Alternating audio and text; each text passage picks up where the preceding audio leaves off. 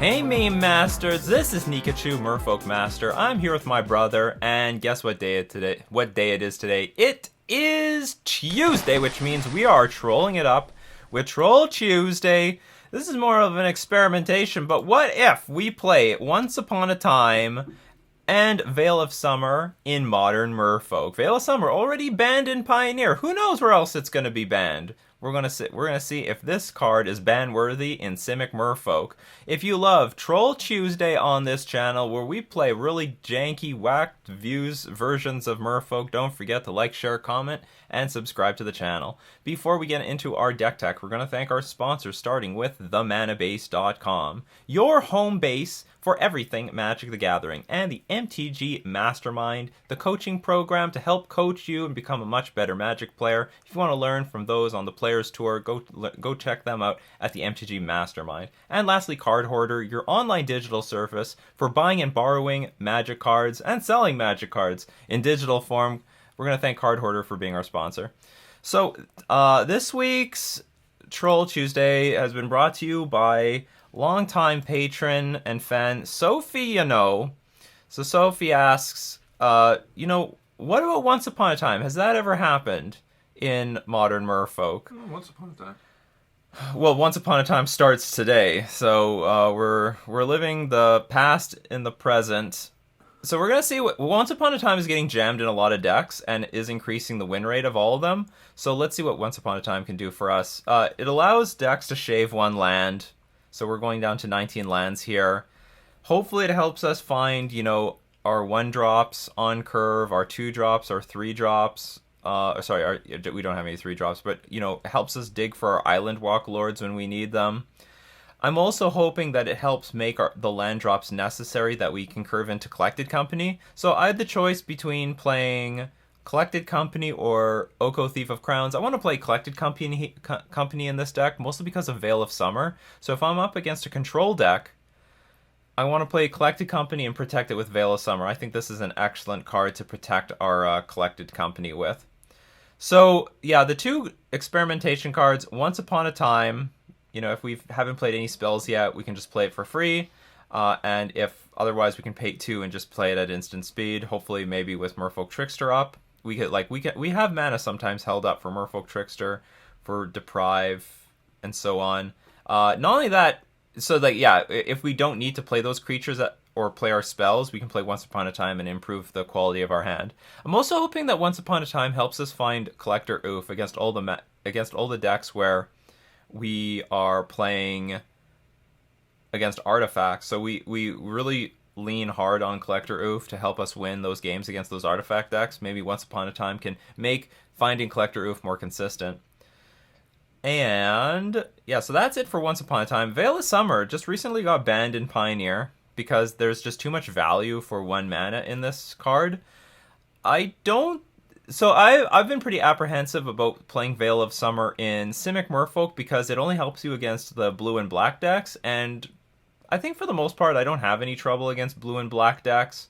If we want to beat control, we just play play Oko or play Cavern of Souls. We have Aether Vial. We have a lot of tools for blue control decks. Against black, this is a lot more useful, but still not particularly afraid of black decks. I'm a little bit more afraid of the red decks, particularly like Mono Red Prowess, Burn, when I'm playing with Simic Merfolk, because we're taking a lot of damage off of the lands between Waterlogged Grove, Misty Rainforest, and Breeding Pool. So I wish it included red, but still there's a lot of advantage. The black side of this, protecting ourselves from black spells, I think is going to be really good. Fatal Push is still out there. If they Fatal Push our creature and we Veil of Summer, that's a huge blowout. Their spell is countered, we draw a card. It's a huge swing in our favor. Let's see how well Veil of Summer works in the Modern Merfolk deck. Of course, it's a sideboard card, so we're going to have to... we just have him on the board, and we're going to wait to see if we play against those blue and black decks, so we're going to get them. We're going to get them with Veil of Summer. Alright, so with that, let's get into our league. We won the die roll. The hand is... playable. Yeah, that's a good way of calling it. We'll keep it. Veil of Summer's going to get banned in Hearthstone. Collected Company, a lot of Aether Vials are not good. So in some cases, I want to see... So we don't have a lot of creatures in hand, and in those spots, you want to play your Mutavault first, because you intend on attacking with the Mutavault next turn. start applying some pressure. Inquisition or Thoughtseize? Alright. That's ugly. But we got the Veil of Summers in the future. Oh, we're gonna Veil of Summer your stupid Thoughtseize. Hey, take the Coco. So he's afraid of. Uh-oh for Coco. I got 3 more in the deck. Yeah, there's more where that came from. Here it comes.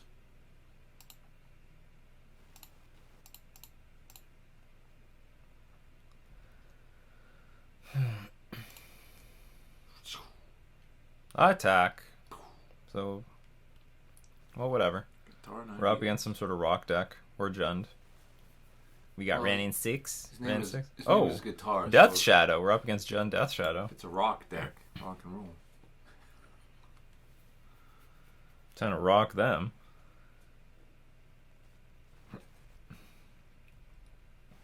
One thing I like about the playing against Death Shadow, they do all the fast. work. It's very fast. Yeah, it has this fast-paced games. Not really. It's this, That finals at GP Vancouver felt like a lifetime. Those this is how Richard Garfield wants the game to be played fast. A 3/3 creature, Everyone else around him was 9 just more. slowing his vision down. basically. There shouldn't be 3 mana anything.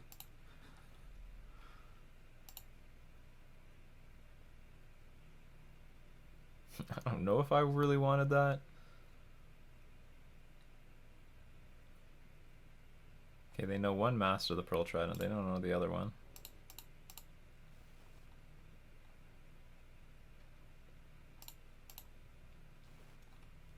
I will pass. I could never attack with this Mutavault because they could just block with the Death Shadow and lose more life and make the Death Shadow bigger and eat my Mutavault. Nom nom nom nom nom nom nom nom nom nom nom nom nom nom. Nom nom nom nom nom nom nom nom. Oh, you're slowing down. Slowing down. I see. Tarfire my Commander Speaker. I dare you. I dare. I double dare you. I triple dare you. How much does Starfire hurt them? Doesn't. It's like a shock spell.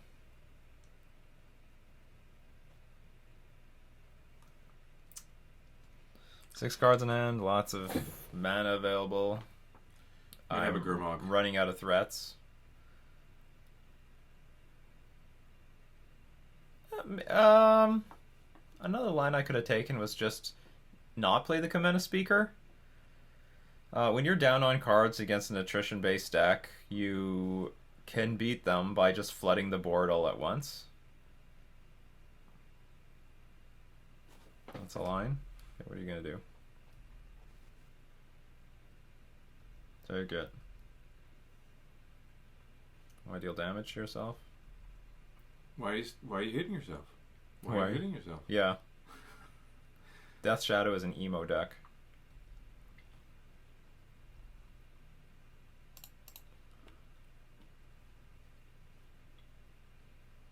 Breeding Pool. You should make plush Tarmogoyfs. Make them like kind of cute. That is a good idea. You should be on like the Wizards of the Coast design team or marketing or whatever. So what do I want? I would embezzle everything. There wouldn't be a company left.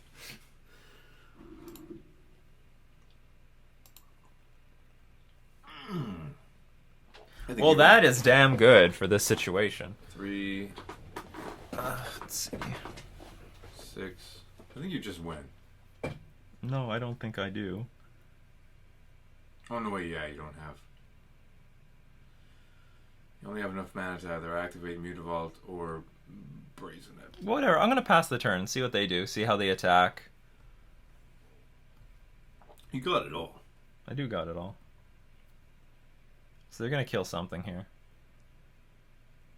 'Cause that's what they like to do. Death Shadow players. All about death. They don't play anything.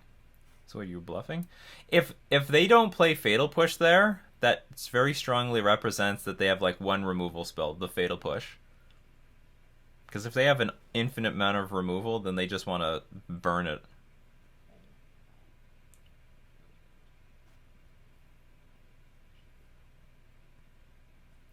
They didn't even want to take damage off of the Nurturing Peat land. He's thinking. This is a thinking person's game, despite what some Yu-Gi-Oh players might think. Can't insult Yu-Gi-Oh. It's all in the car. It's all luck. Blah blah blah.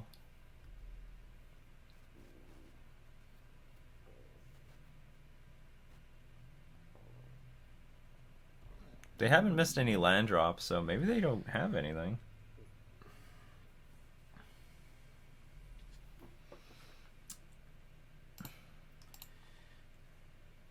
Well, bitch, you gotta make your move. Yeah, I guess I'll do this.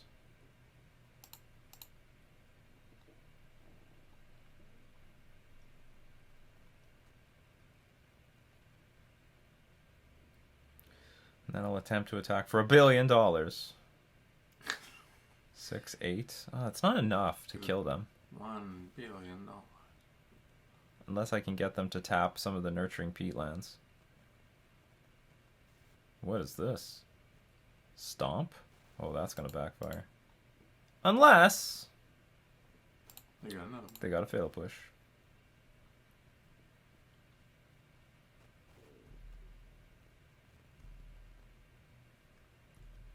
Shoop. 3, 2. Oh, they're dead. They're dead. They don't have a removal spell. Otherwise, they would have killed the other one. They had a really awkward hand. Yeah, they're just gonna scoop here. It's all. I can see it. It's all on the wall. Even if they had one more removal spell on my turn, for some reason, I don't know why they would wait on my turn, they would be in trouble.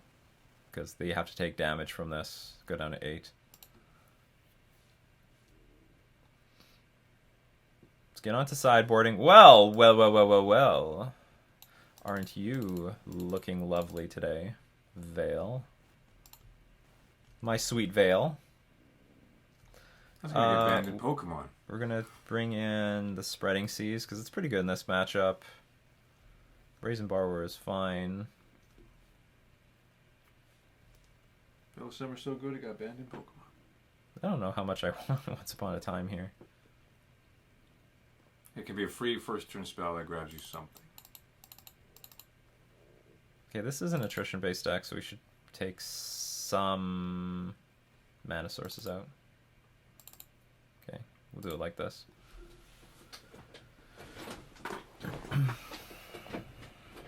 Ether Violet was very nifty in that game, but not that necessary. And we need to maximize, like, raw lands to take advantage of Collected Company. Maximize raw memeness. And, like, Commander Speaker is also not really supposed to be good in this matchup. It's not big enough to beat anything. This matchup's not about being a race. Although I've gone down the threshold to make Collected Company good. Uh-oh. It's fine, keep it in. It's meme. Meme deck. Can't take out the meme cards. Well, Collected Company's not a meme card. Whatever.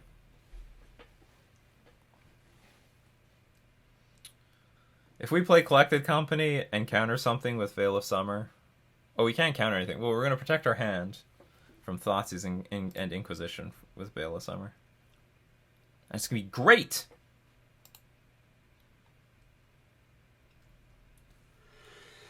Look at this army. Yeah, I have like 3 people. This is like the closest to random BS that Magic has. Hearthstone has all sorts of stuff where creature enters the battlefield and will do a lot of random nonsense. This is the closest that we've got in Magic, because it's a random 6 cards. You take 2 things from there.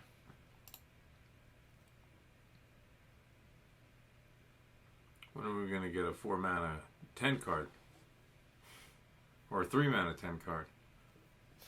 We're not. Dig 10 cards deep and pick 3 cards. And put them in the graveyard. Or exile them from the game.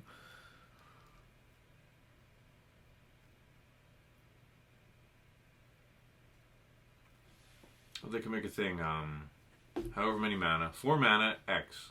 X is the amount of life that you want to sacrifice. And that's how many cards you get to draw. You have no idea how many cards have been banned around that sort of effect.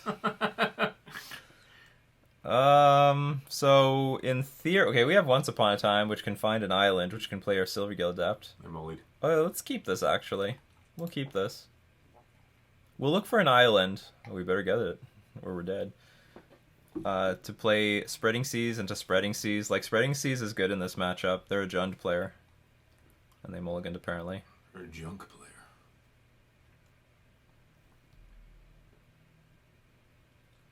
Oh, yeah, already going. So if they Thoughtseize us, we'll play Once Upon a Time.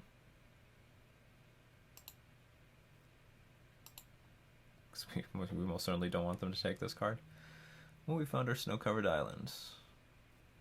Butt plug.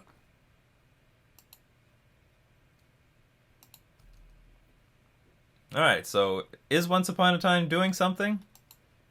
Let you viewers find out. Let you all be the judge. I won't say anything. Yeah. We're just on the draw with no pressure at all. I'll see, they started taking the Spreading Seas. That's what they're afraid of. Well, I guess I better play this thing.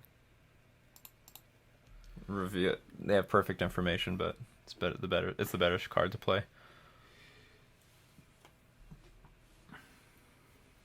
I'll play 2. Strip his hand of everything it has. Yeah, take all the good stuff.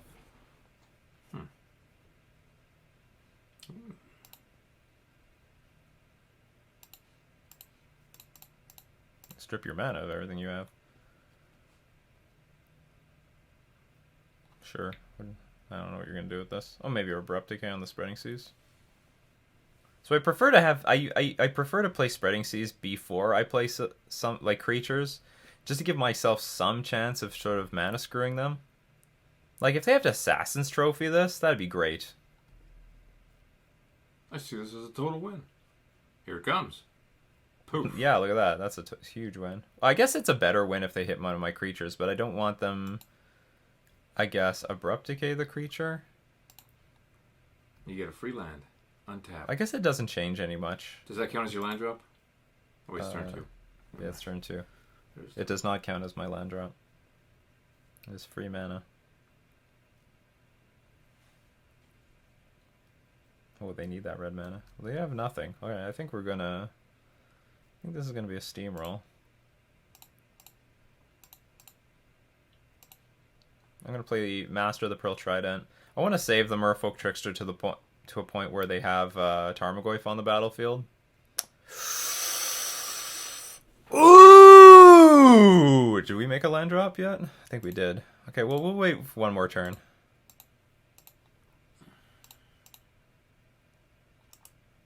Oh, what's going on here? Click a little. I have to click a creature. Okay, so we'll keep this for the next turn. When we have an odd number of mana.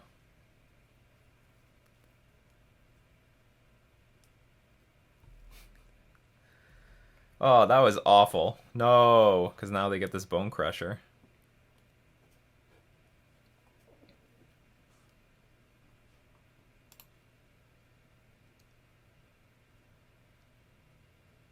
Looks like things are going poorly for them overall, though. Unless they play like Liliana the Last Hope. Okay, Death Shadow.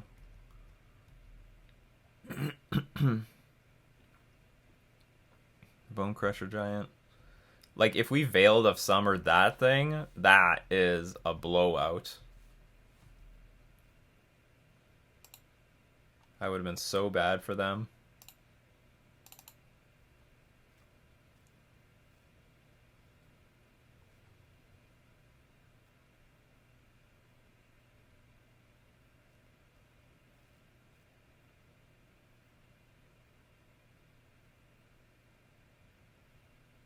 I can't attack with 2 creatures. If I do, but Death Shadow blocks 1, Mutavault will deal 3 damage to them, growing the Death Shadow to a 4/4, and then it eats the other creature, so I can only attack with 1 creature.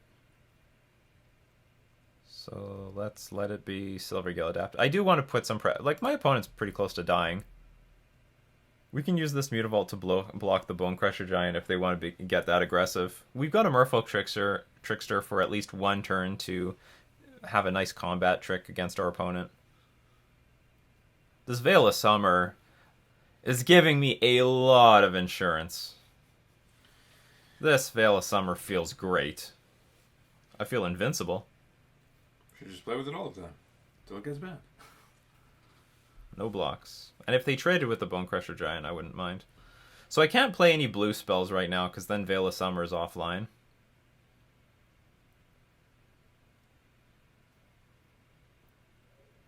At the moment, I don't really care what they do with this Death Shadow.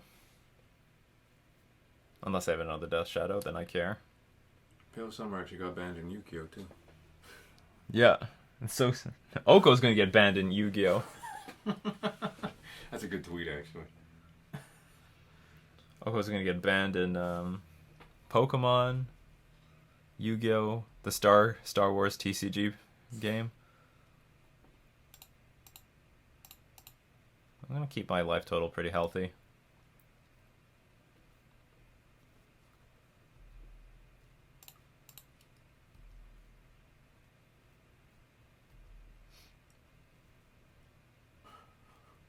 Maybe our opponent's trying to set up a Kolaghan's Command, destroy this, bring this thing back.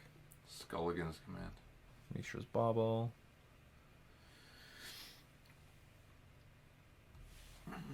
Desperation mode. Could this be a nice counterable thing? Oh yeah, it's big time. Time for you to feel the summer! You Shadow, you should go on vacation. Well, it wasn't the most beautiful card to draw, but I mean, they're down. We drew a card, they lost a card, we protected our board. I'm happy.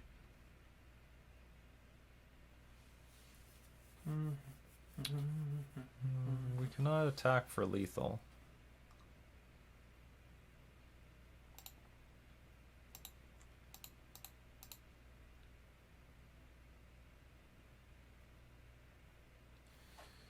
Just tap that son of a bitch down. So I could attack for 4. Well, if I tap Shadow down, attack for 7, it doesn't kill them. But I could try if I could hope that my opponent drew a creature or a land or a sorcery speed removal spell. Or he's got. You know, I'm going to attack for 4. The danger with attacking for 4 here is that if they block, kill a creature, they eat my Silvergill Adept. If they kill a creature pre-blocks, then I can tap this Death Shadow down. Okay, so they're going to take 4. I think the game tap is... it before combat, because you might have the... I will. Teamer Battle Rage. Whatever it is. Yeah, that's it. You always tap down the Death Shadow before combat. If you let Death Shadow attack and then target it with Trickster, it becomes a 13/13 creature. Which is what it is, naturally. It's the beautiful flower that it wants to blossom into. 13/13 dash.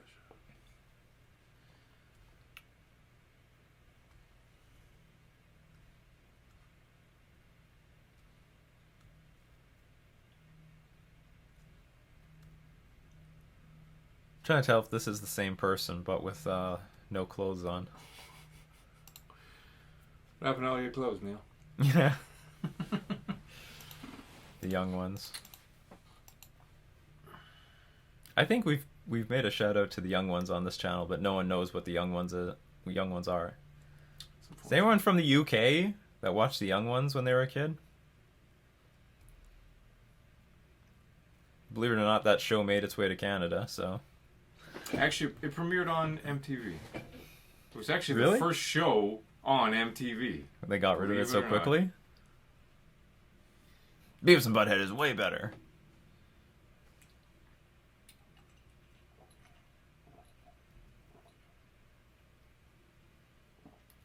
Traverse. I don't know what you're looking for. Oh, maybe... No, Stomp can't help you. Stomp himself. Yeah. Unless you drew Fatal Push, Stomp. I can only attack for 4. You have to hope I super brick off of these Waterlogged Groves. 3, 2, 1.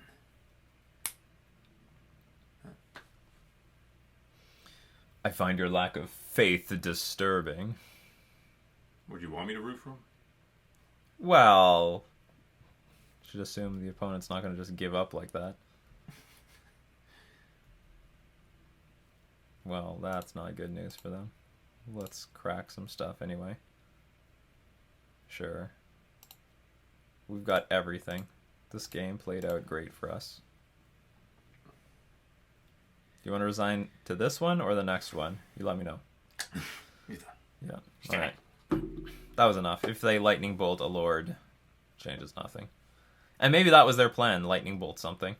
All right, so Veil of Summer and Once Upon a Time saw play, did great stuff. Veil of Summer was a huge bloat in this game, protected our lord beautifully, and we drew... Well, I guess we didn't need the extra cards, but hey, it can hurt. So that was round 1. Let's get into round 2.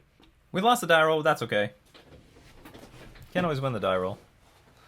Oh, we'll keep this. We've got... Sand's not that great, but, you know, whatever. Once Upon a Time, it's there to... Oh! It's the Once Upon a Time mirror. Viewing. Outsource Rider. Yeah, maybe. Cavern of Souls? Is this the Merfolk mirror?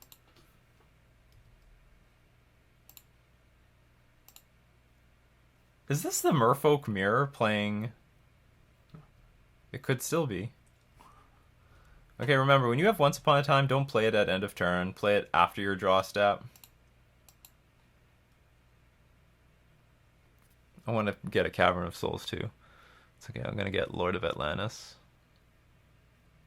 Yeah.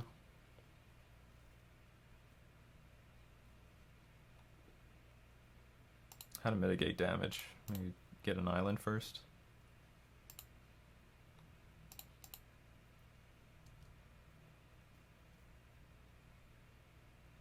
Is this blue-green Eldrazi?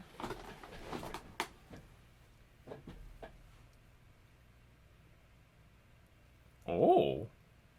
Oko my Ether Vial. Maybe he saw your vid. So Yeah, maybe. This is an idea. This is actually cool.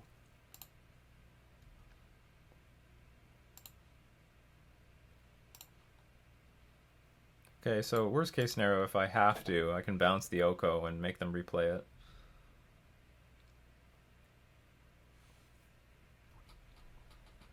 I think we're going to Trickster this Hierarch. Slow our opponent down. If they turn the food token into an Elk, I can always bounce it. Just hoping they have nothing else to do on turn 3 again. If it's the Eldrazi deck, like, it's a little bit top heavy. Moose my vial. Moose my vial. Moose my vial. Do it. Do it. Holy crap. That's aggressive. Get in the red zone. Not afraid. You're really not afraid of me. Oh, you've got the Cavern of Souls. Sort of forgot about that. I'm going to teach you fear.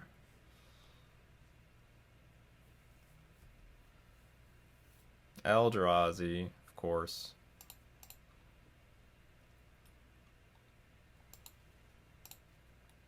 Well, I don't have Island Walk. I can almost kill that Oko, though. Really close.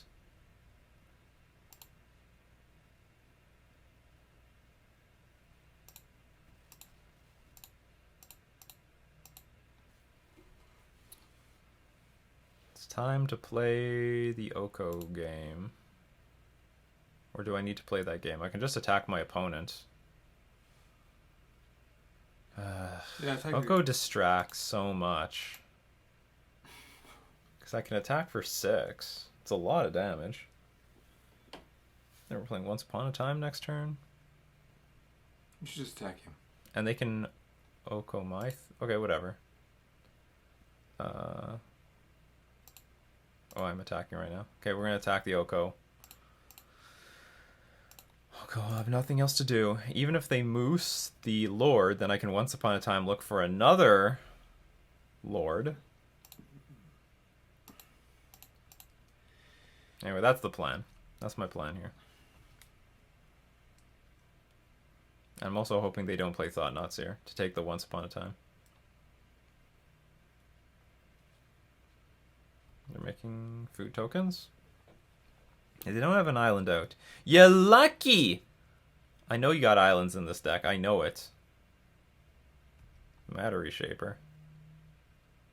Huh, so you have nothing else? If you have nothing else, it's not bad for me. I'm guessing the food is now going to be on defense.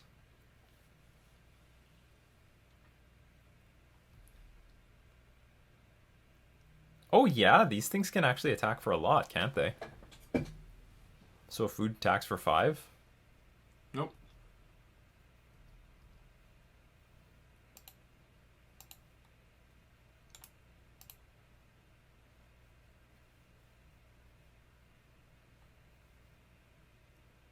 There's going to be a dismember here. Opponent says, you just wait there, partner. You slow down.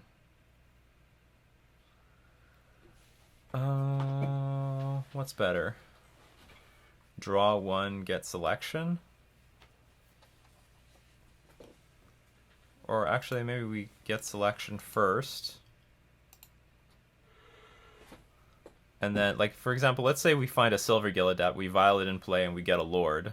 Or Spreading Seas. Then that would be the better sequence of plays. Okay, I don't care about this. He ate life. See, we found the Silver Gill-Adept. Oh, we can't find Seas, I forgot about that. Now we get to vial in our Silver Gill-Adept.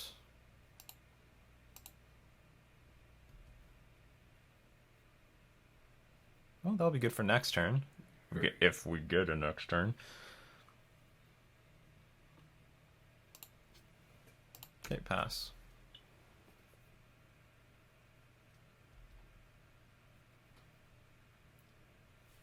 Yeah, we should have a few turns to do stuff.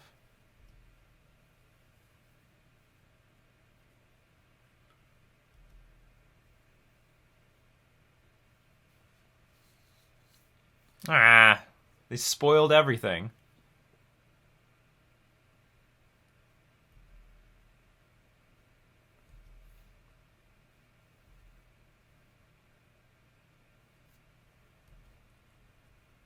Why attack first? Why not Thought Not Seer first? Makes more sense to me. Maybe there's something I'm missing.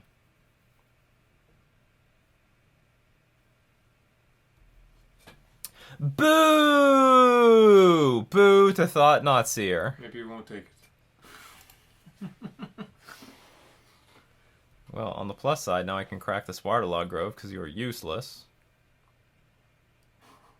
Except you might get another Collector Company. Well, that's going to be a good problem to have.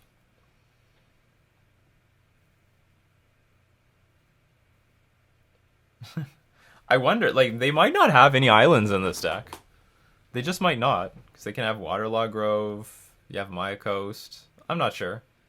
Like, I would assume they have some breeding pools, but maybe not. Maybe green is, like, the main color of the deck.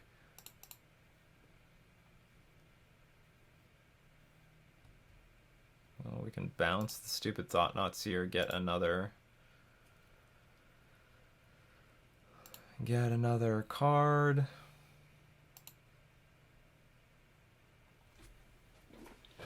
So what do I do? Like, wait to have a very good turn next turn? I can have time.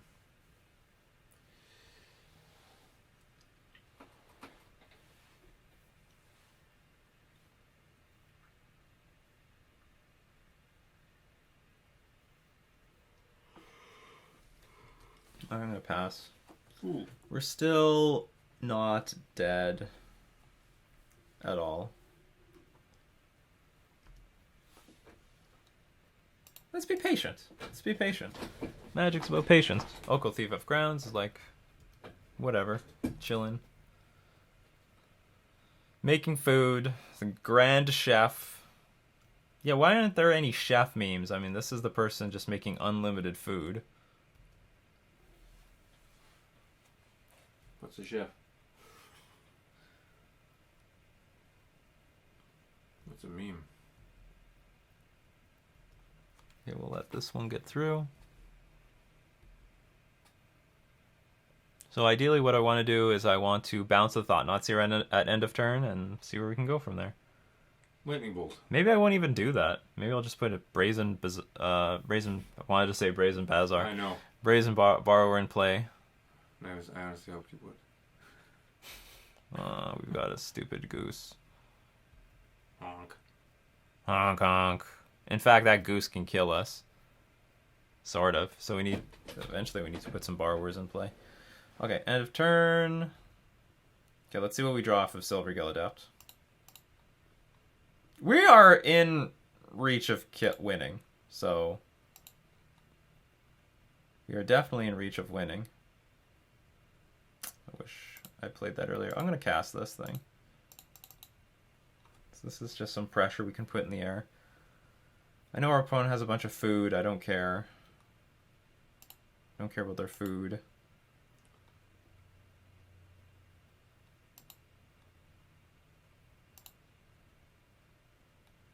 Keep it going.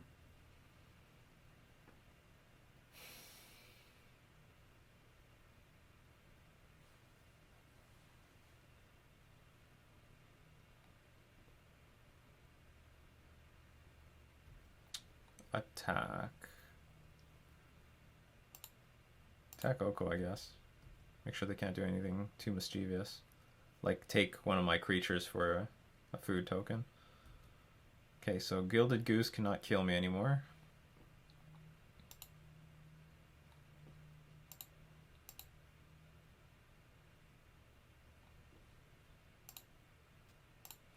Just in case I draw Spreading Seas, I want to play it now.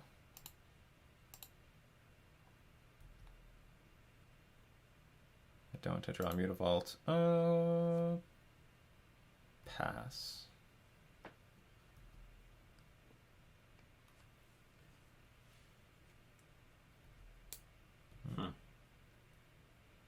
You can do that all you want. I am in a position where I can just outright kill you. It's time to chump block, though.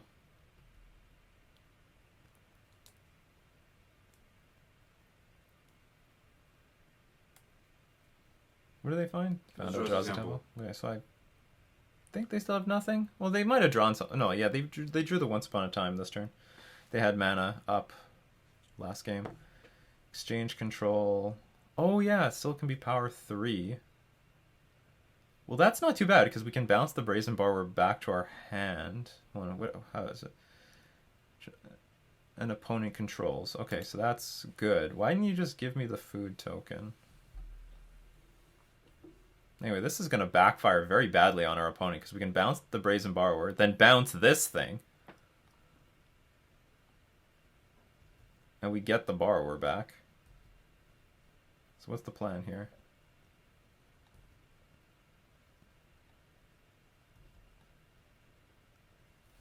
So let's chump block with the food token they gave us.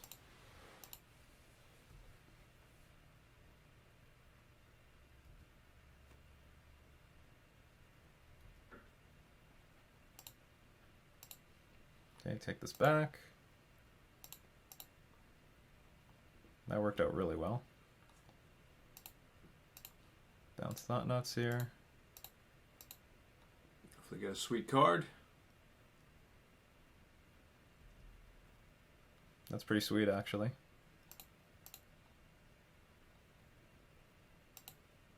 Okay. Now we need some Spreading Seizes.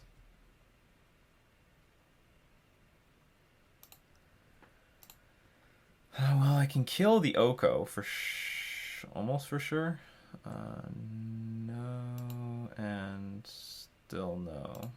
Lord. Yeah. 4, 8, Okay, 12, so 16, 20. they can block this. Okay, 1, 2, 3. They can block 3 things, which means 4, 8, 12, 15 damage, and they can gain 3 life. And they lose their board.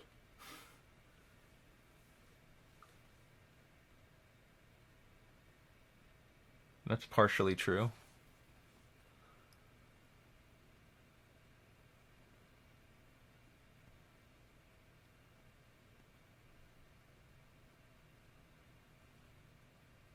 And you can still flash in a Brazen Borrower.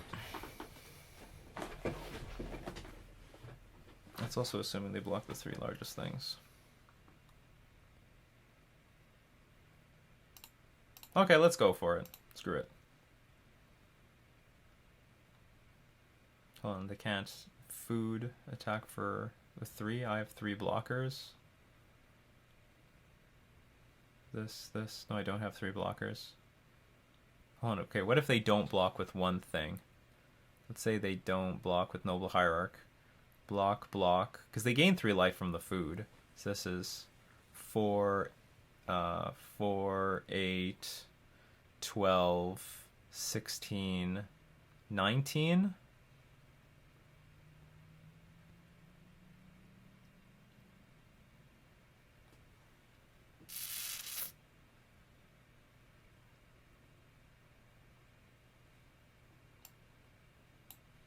You're going to have a Mutavault that's going to be a 4/4 blocker afterwards. It's not really what I want.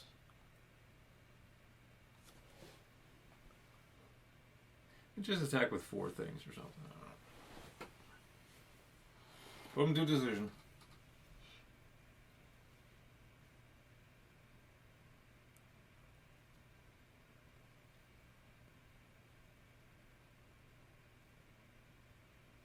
In a situation where they can go chump, gain 3 life. So my concern is they can turn this food. Oh, hold on. Okay, if they turn the food into life, they can't attack with it next turn. That's a thing. So if we do attack with everything and they go chump, gain life, they still have only 2 blockers. Okay, that's fine. I figured it out. I think. Hopefully this works out for us. You can violate the body? Absolutely.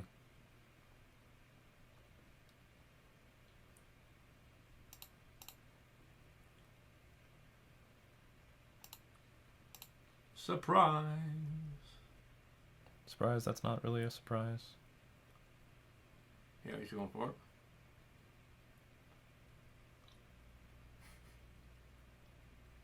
So they can gain another 3 life, but like...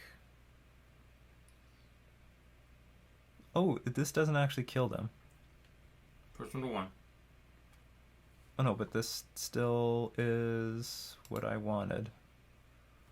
Okay, pass. Okay, so they've got 2 blockers.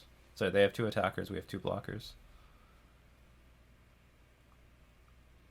Damn, these Oko games are tight.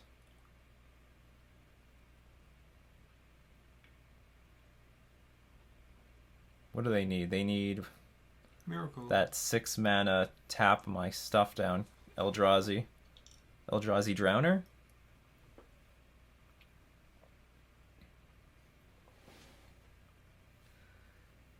This is a tough game. Especially since you ate McDonald's. Slows the brain down. Oh hell no. McDonald's gives me strength. McDonald's slows Look my how brain. look how well we're doing now. Because after I ate McDonald's. How well you're doing. Never forget. You're piloting it all. Fueled by McDonald's. Not that I'm sponsored, but you know, McDonald's, I'm open to offers. Well, if they're thinking this long, yeah, that can't be good for them.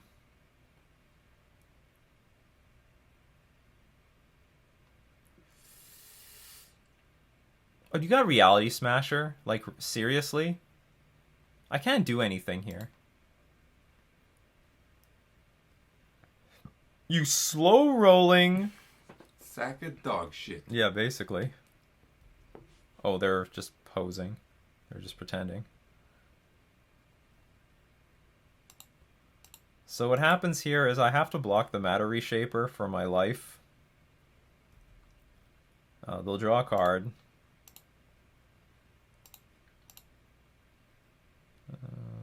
Doesn't matter how I block. It's all the same.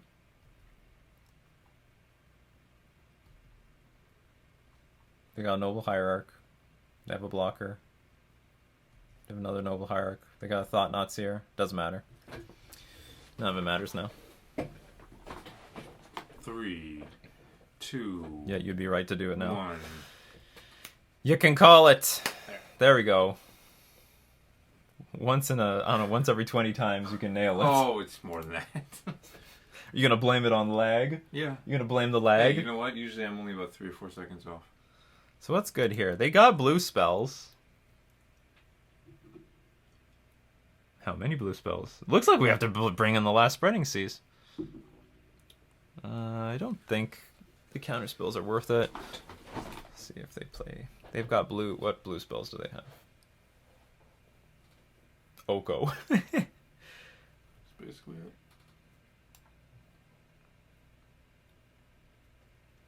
I don't think I side in anything. Maybe I want this last spreading seas.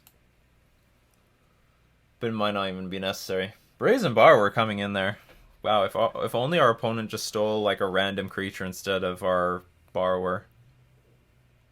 Turn the game around. Could have turned the game around. Turned it around for you. You were sitting at 3 life at that point. Or if they didn't even mine us at all, and that Oko was just continuously ticking up, could have been something else.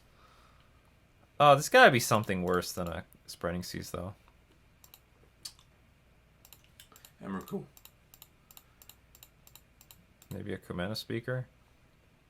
Screw it. We're running it back! I'm marginally confident that they should have islands in their deck somewhere. There is a damn breeding pool in their 75. I can smell it. This hand sucks. We're gonna keep it. Against an Eldrazi Temple Noble Hierarch deck, this is not a good hand. Because we do nothing on turn 1. Oh, lovely. They always have it. They always have it when I have a bad day. What are they gonna take? The Lord. Okay, the good news is that they have no colored mana.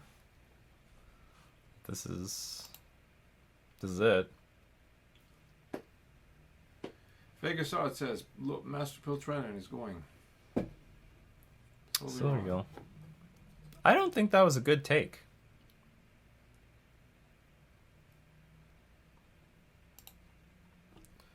Okay, so let's...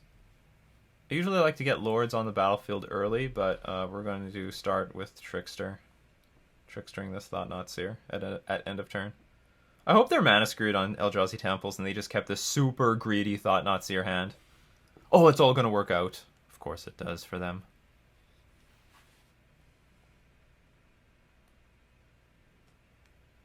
So the point of this Trickster thing is just to like save myself some life, so I can get into the late game.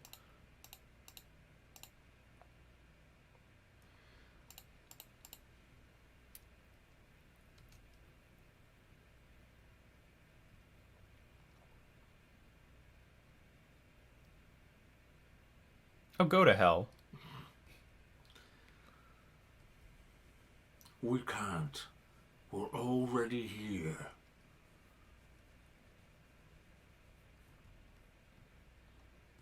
He is in his hell child and you are in yours.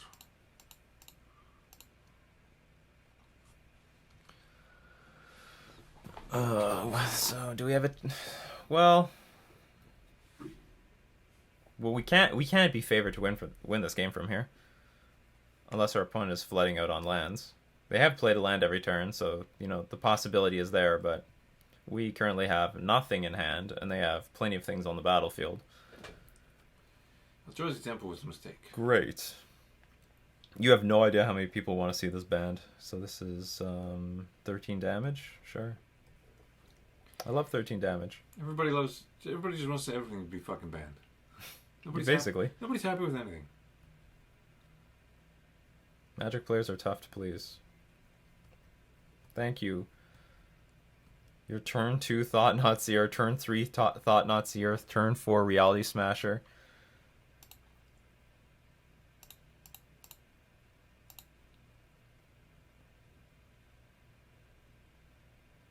Does this change anything? I don't know if this changes anything.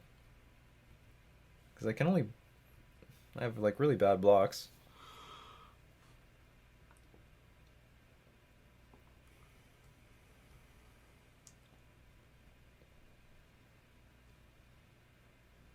Maybe I should just mulligan my 7-card hand. I couldn't compete with this at all. I mean, this is a very good hand from our opponent. Like, this is not average. This is most certainly not average. This is disgustingly strong. Interesting attack, because I can take this. So that gives me a turn. It's going to shut off Waterlog Grove, I guess. I think better is just attack with everything. Make me make blocks, and then my board gets blown up. I think you're fucking dead. Oh, I'm very dead, but whatever. Let's see. Maybe they'll show me something out of their deck. What haven't you seen? A hippopotamus. Well, Hippo is a card. It came out in Hour of Promise. Oh, that's the last thing I needed to see. Turn their Noble Hierarch into a creature? Sure. Going for the kill now. Okay. Writing's on the wall. Or Hour of Devastation. There's the island in the end. I'm, in grand scheme of things, not afraid. How many other blue spells did they? Well, they have Dismember and Oko that we could bring Veil of Summer in for, but Dismember it's good. too narrow. Dismember hurt them. Just too narrow. Alright, let's have a hand that can do something on turn 1. Just our last hand. Our last hand was fine. Playing a land on turn 1 is doing something. Is it not? Sounds good. Sounds very good. Great curve. 1 drop, 2 drop, 3 drop, 4 drop. I love it. I like rolling around in sewage. I love it. He's wearing a wire. It's a huge fucking box. Go to 5, come on. Oh, they mulligan to 6. That's one step in the right direction.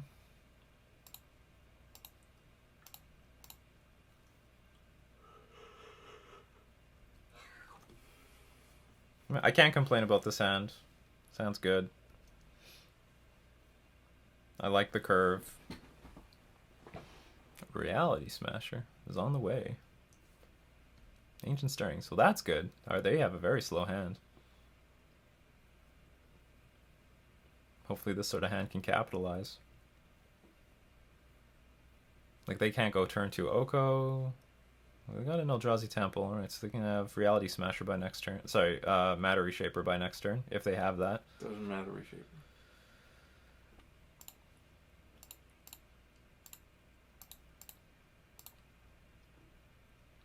I'm a big fan of yours in Korea. Nice, thank you. But you don't speak Korean. Not speaking to me. They're not speaking to it. Speaking it to me right now. Okay, there's the Matter Reshaper. Well, I guess I'm just trying to dodge a Thought Knotseer. My large son. Thought Knotseer. He is so big. Happy to meet you, always to watch your contents. Smiley face. Should learn a bit of Korean so you can say something. I know one word, but not. Well, sorry, I can't remember that one word, so I guess I don't know anything. Ooh, attacking with a Reality Smasher. Are you gonna attack with another one next turn?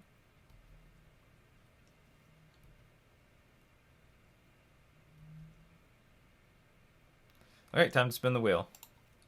And I'm hoping to find Trickster as one of the cards. But if I find 2 Lords, that'll be fine too. That's a lot of power on the battlefield. So, well, I actually have everything. Do I want 2 Lords? 5, 10, 14 damage. It's a lot of damage. Trickster by itself is not that impressive.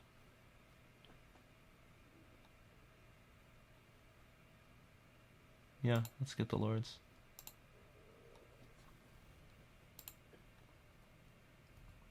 with everything.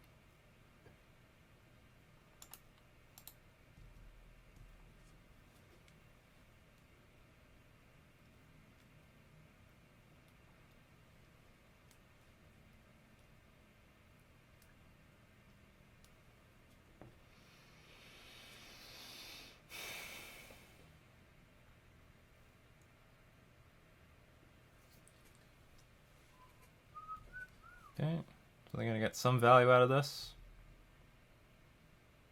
Noble Hierarch. All things considered, I would rather they did not find that card, because that's mana, so it can get them. It maybe can get them out of this situation somehow.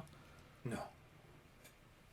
So like, look how much mana they have. They can play All's Dust at this point. If they play All's Dust, that'd be a huge beating.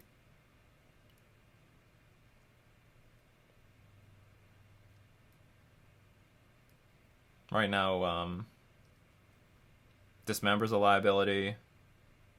A lot of things is a liability.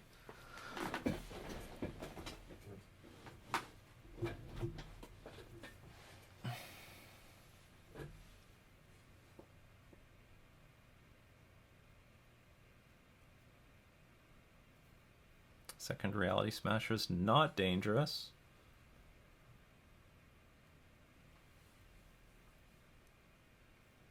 I think this one's over. I think so too. Whoa!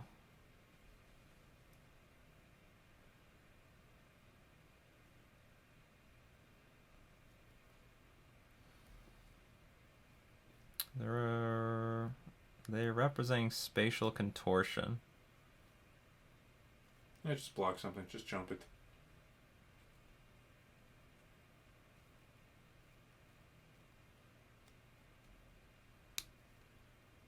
Oh, that's so bad if this. Why you have spatial contortion? I'm only attacking for 6 next turn? What if you don't have spatial... Okay, if you don't have spatial contortion, I win. Anyway, if you do have spatial... Like, the problem is, like, even if I block with one of these lords, they're going to eat the other one with spatial contortion. They've got the colorless here. That Noble Hierarch was such a beating. Well, I don't know. They might not have anything, so... Now the question is, do I block with 2? Because I at least can get rid of a... Okay, hold on. What if they spatial contortion 1? Still block.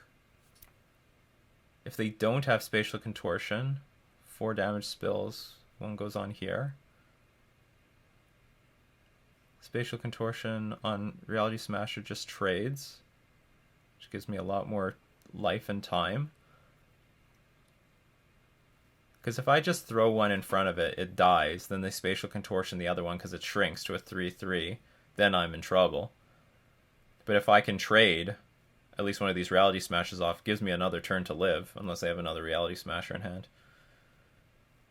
Spatial contortion, shrink one of these, trades both, make Reality Smasher bigger, trades both. Guess that's it. And if there is no spatial contortion, then it's just a block anyway. I just eat one of these Reality Smashers. Oh, look at that. I was afraid for nothing. Well, it was a good bluff.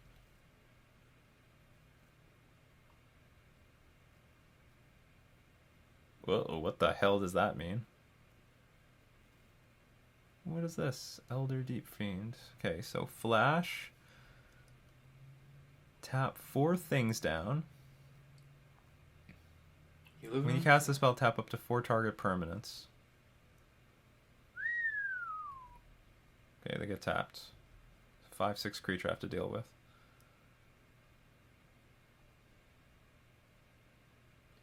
Okay, let's play Once Upon a Time.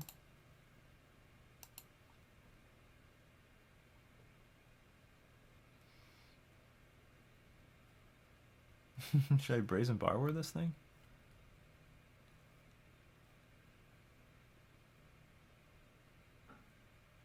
Or is it better? Is it better in their hand or not? Okay. You may cast this spell by sacrificing a creature and paying the emerge cost, reduced by that creature's converted mana cost. So let's say they play 5 for a Reality Smasher again. A creature and paying the emerge cost. 5. They could do it again.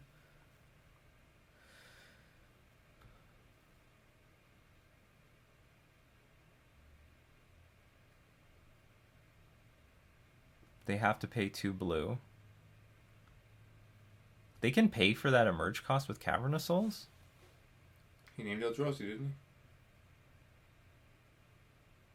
Yeah, but it's an ability. Reduced. So, like, the deal is, do I want to bounce this thing with Brazen Borrower, or do I want to tap this thing down with Silvery Gillidapt? Because if I let my opponent untap, they might just play another Elder Deep Fiend. Because they can chain these into each other. Convert that reduced by that creature's converted mana cost. Because it will only cost 5. But if they play another Reality Smasher, that's a problem. Well, I can put a lot of creatures on the battlefield, I guess. Okay, we'll take the Brazen Borrower. Petty Theft this damn thing. Hopefully that's smart. Oh, this is not smart. They can play anything. This is terrible. he? Yeah, I was wondering why he didn't just get the Trickster. Oh, this is stupid. Whoops. Because they can just play anything. And it's Eldrazi, right? Yeah, so they can just cast it off of this stuff. Oh, that's silly. Got a blocker, and it has Summoning Sickness, whatever the fuck it is. Yeah, but this was not ideal. Yeah, so the correct line was to take Trickster. And they can do this garbage at flash speed. But they have to sacrifice a creature, so they have to sacrifice their Noble Hierarch.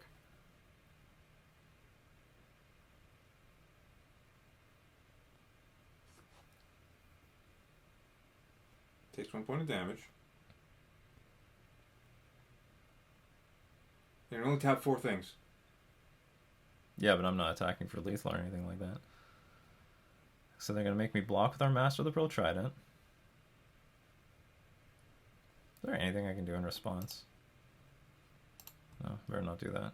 In case I draw like Silver Gillidapt, I'll want to hard cast it.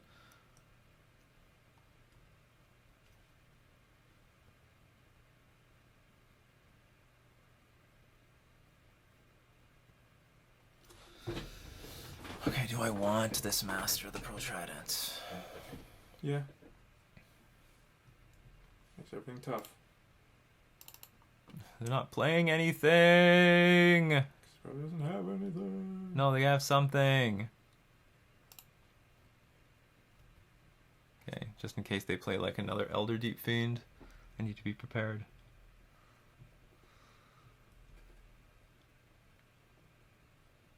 The Merfolk deck is very delicate, people. Yeah, I needed that. I guess I needed that Trickster. Then at the very least, even if they try to play Elder Deep Fiend on my turn. Okay, they're going to draw a card. Desperado mode. Well, now, if they want to Elder Deep Fiend again, they have to sacrifice their Elder Deep Fiend. 3, 2, 1. No, I think they have some options here. Brazen Borrower cannot block this stupid octopus.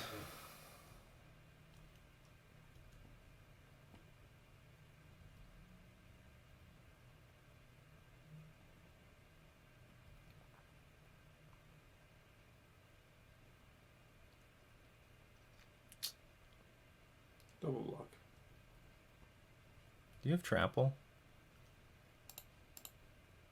Spatial contortion. I still have lethal on the ground. Sure.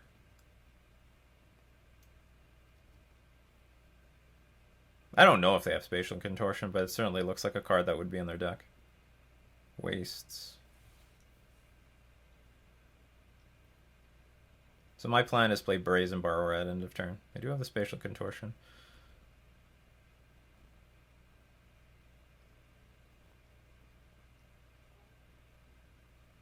And there were no double blocks possible, because if I double block and they have Spatial Contortion, it would have been terrible.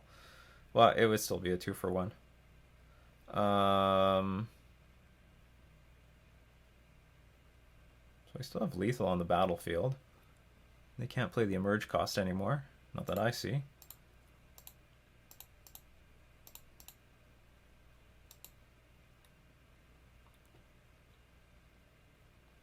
Three in the air, deal with it.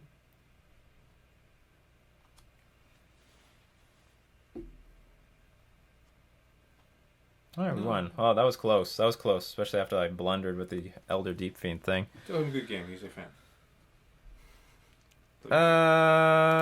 It was a good game if you watch this.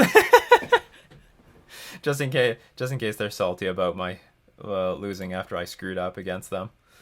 So that's round 2. I think Once Upon a Time did help us. It helped us find at least Brazen Borrower to either Brazen Borrower or Merfolk Trickster. Once Upon a Time actually was useful in this matchup, but so was Collected Company. Came in there. So that was round 2? Yeah. Move on to round 3. We won the die roll. The hand looks not that great.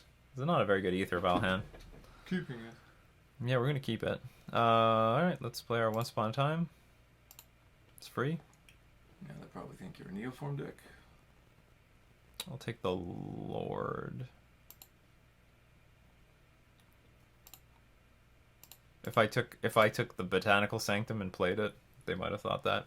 But then they would have thought otherwise when I play the Ether Vial. Okay. So turn 2, Lord. Turn 3, Spreading Seas. Play Lord. Bird, Oh Paradise. What the hell could this be? Snow-covered forest deck, though. Is this like some sort of word deck playing Bird? No, they don't. They know about the Lord of Atlantis. Hopefully we curve into 4 lands for Collected Company. We're on our way.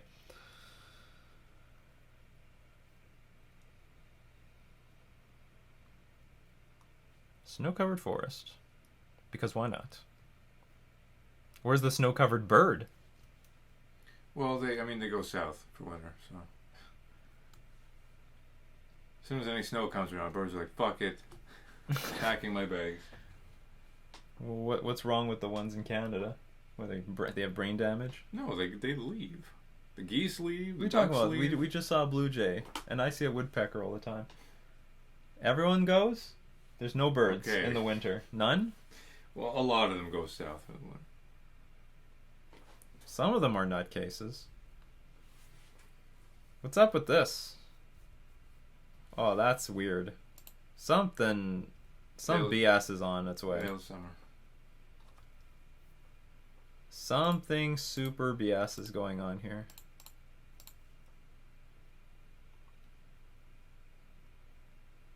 I don't know what it is. You're gonna pop that veil? There's no way in hell. I don't think they have Veil of Summer in the main deck. Nobody does. Okay, let's attack.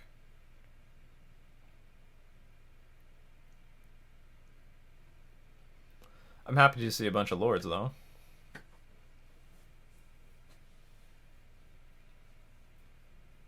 What are they doing? What is going on with this deck?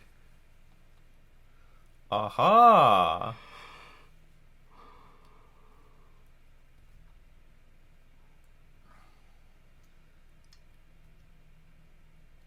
But do you have Death Touch? Not yet. It's when you have 3? 3 other snow permanents. No, 3 other snow permanents. It's not like that Metalcraft bullshit. So let's attack with this thing first. Can you get another snow permanent? At least 3 other snow permanents. He's some ways away. Okay. Ah! I probably should put the Mistbinder in play just to maximize damage. Yeah.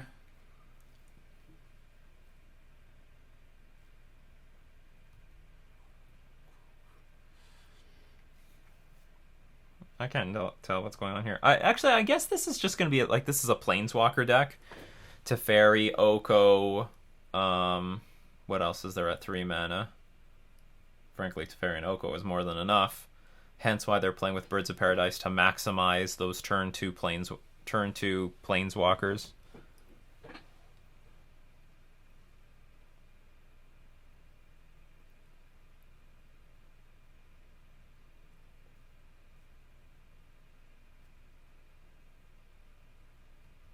Okie dokie.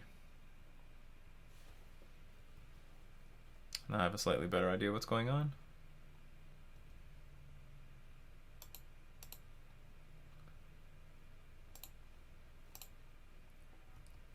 Now the question is, can they actually just straight up combo off? No. Oh, like 2 lords here. Yeah, it's enough to threaten lethal by next turn, but they might just combo off here. Can't remember how the combo works, or maybe they'll just get a bunch of value.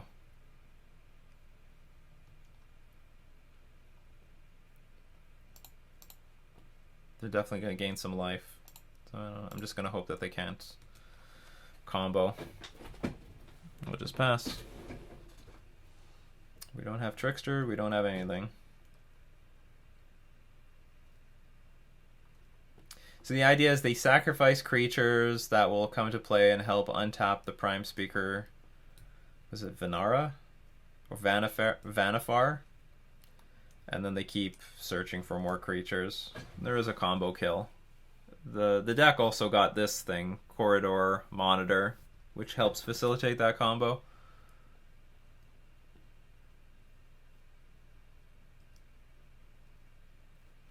In the grand scheme of things, it's a pretty garb combo because it requires this creature not dying by next turn.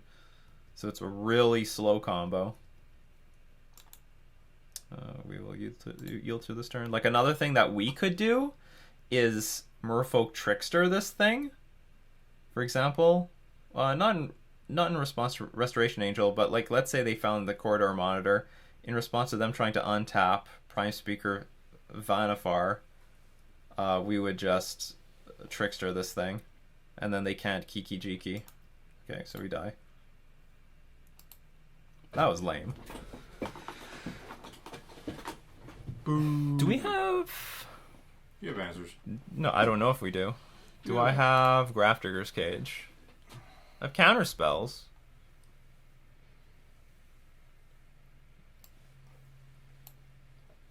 I don't really have answers. I don't even know if this is good.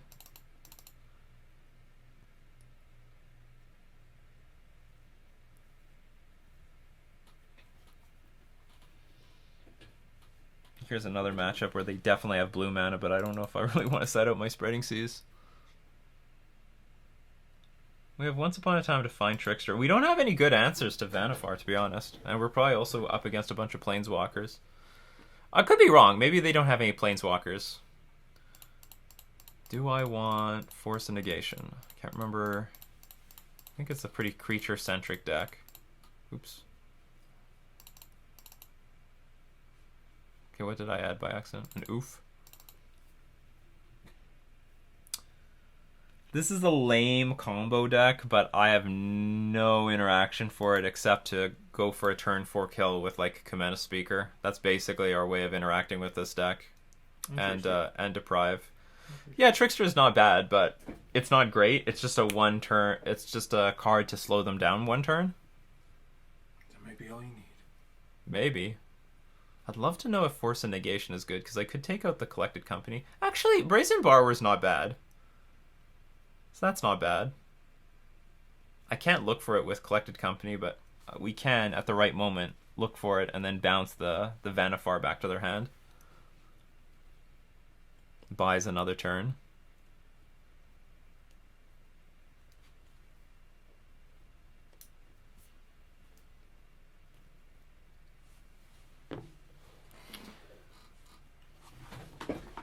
This opponent's trying to break our winning streak.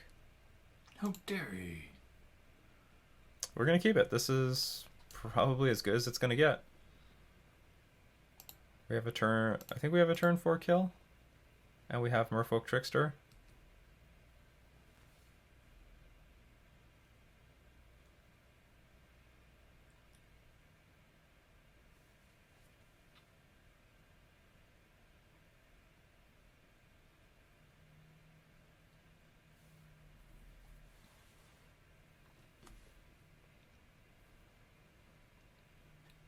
Stomping Ground. Take no damage. That's not a snow permanent either. Snow joke. Yeah, I think I can afford to play the Silver Gill Adept this turn. Next turn I can play 2 Lords. At least that's my plan.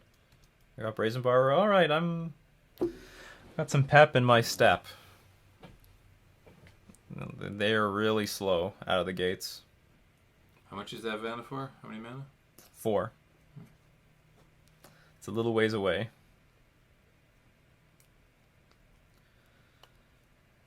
Please, play an island. I'm sure that's like the #1 thing tormenting my opponents.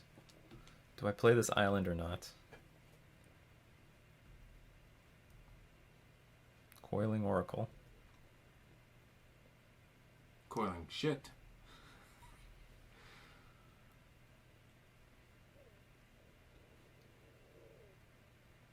What is it? If it's a land card, put into your hand? Oh, put it on the battlefield. That's very... Well, yeah, I guess that's some form of a mana ramp, I guess.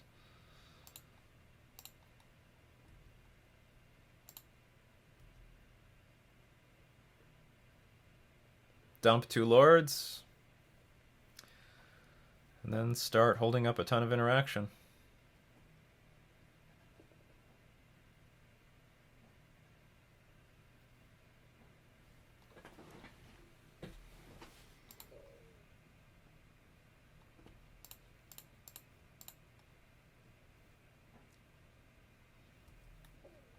This hand is very, very good, so I'll be very impressed with our opponent if they can weather this storm.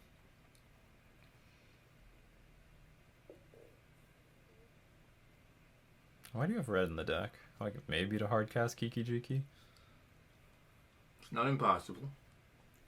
It's just improbable.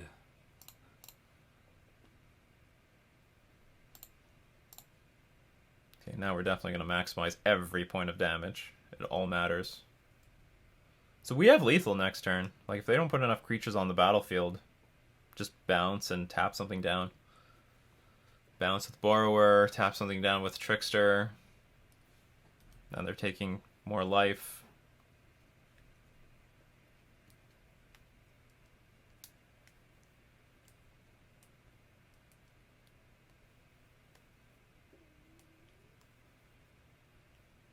No. Okay, not enough.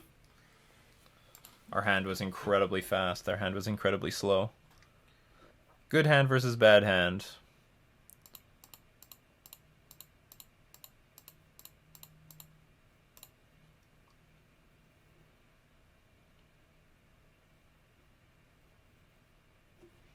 So if I have nothing to do on turn 1, I'm going to mulligan it. Because I'm sure they're playing with Noble Hierarch and Birds of Paradise.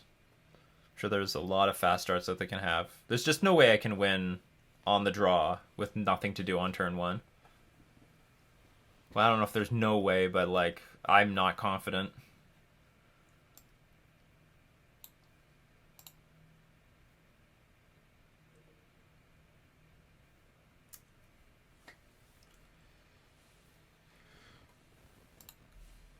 Yeah.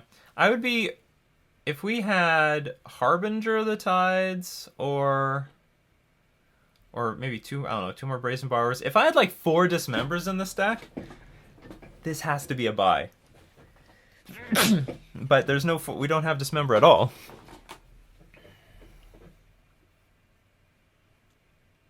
Well, you got your Tricky Dicky. Yeah, we're going to keep this. I said I'm not going to keep a hand without a 1-drop, but we have... These are good interactive spells, and this hopefully can just put a huge board presence on the board. So I'll go turn 2, Mistbinder. Turn 3, one of these things, followed up by Collected Company. Well, they found the Birds of Paradise. Sad. Yeah, I hope we draw something on turn 1, or Once Upon a Time.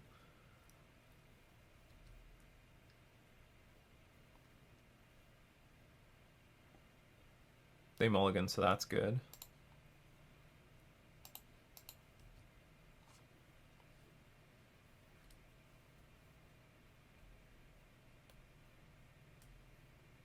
I hope they don't have some stupid nonsense like Teferi.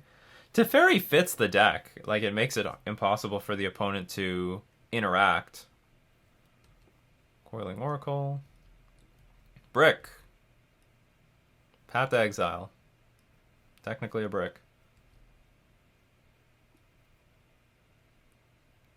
Okay, would you like to ramp me?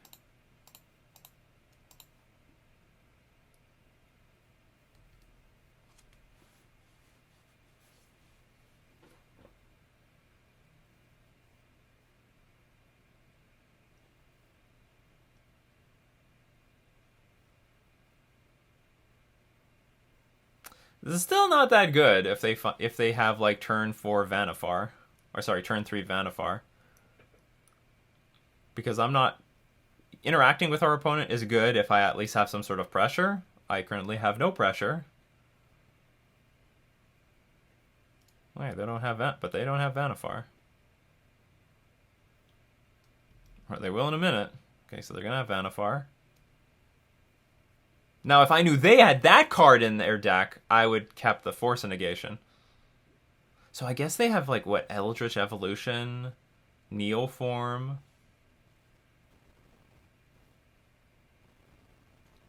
Stuff like this. They got something, yeah.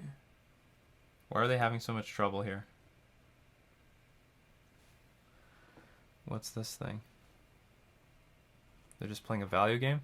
Enters the battlefield. If a permanent you controlled left the battlefield, return target permanent with converted mana cost 2 or less from your graveyard to the battlefield. Okay, so if you have Revolt, they can get value. Okay.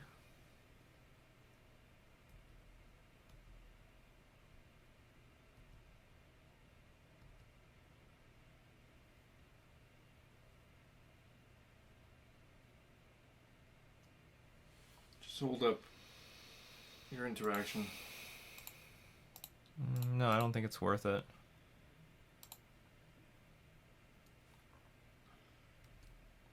Just gonna pass the turn back and forth a little while. They did not get Vanifar.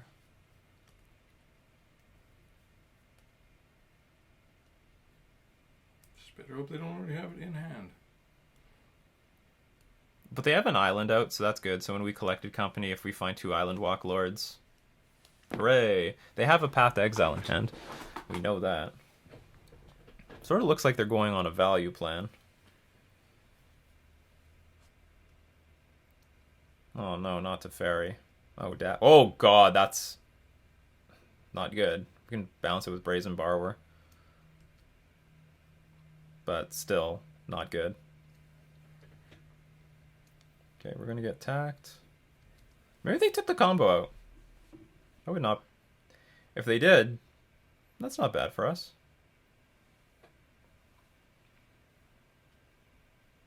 I got another one.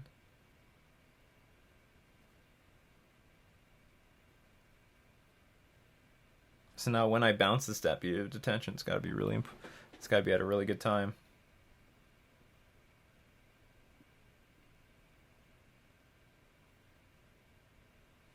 Bounce this. Let's say I play Trickster. I bounce the Deputy of Detention. I think I'm just going to play Collected Company.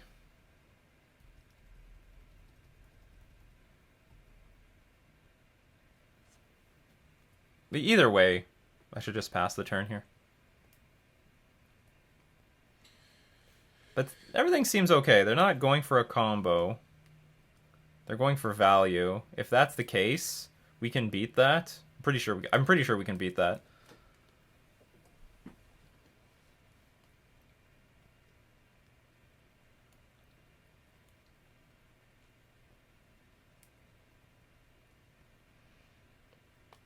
And just out of, is this that, like, I think it's a Vanifar combo deck, but it also looks like this deck is based on a lot of value, so maybe it's that Soul Herder deck,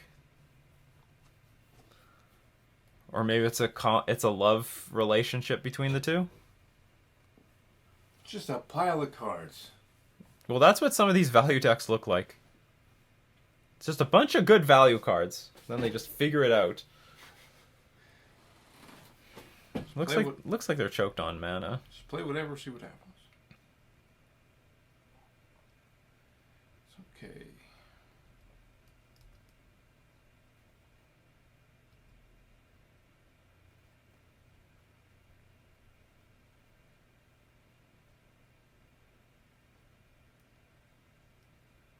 I really want them to tap out. I get the feeling like they've got some clunky hands, but they don't want to. They want to hold up this Path to Exile to the end of their life.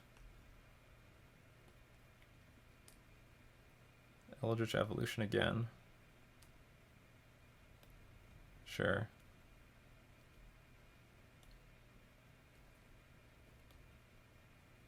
For another Renegade Rallier? Is it only one or two or less? Stoneforge Mystic. What the hell's going on here? I'm thinking, like, where's my Grafdigger's Cages? But Grafdigger's Cage is terrible in this sort of deck. Okay, so... Amazing stuff.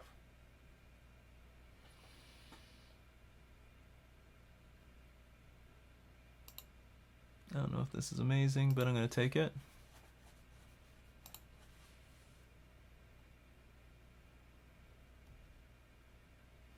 That's a good draw. Diversify loads.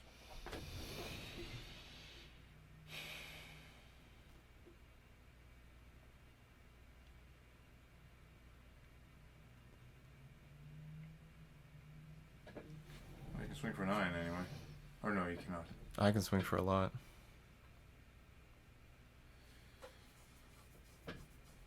I gotta hold up Brazen Borrower at least for this Batter Skull, or sorry, not Batter Skull, Sword of Fire and Ice, whatever it tries to equip to, I have to bounce it.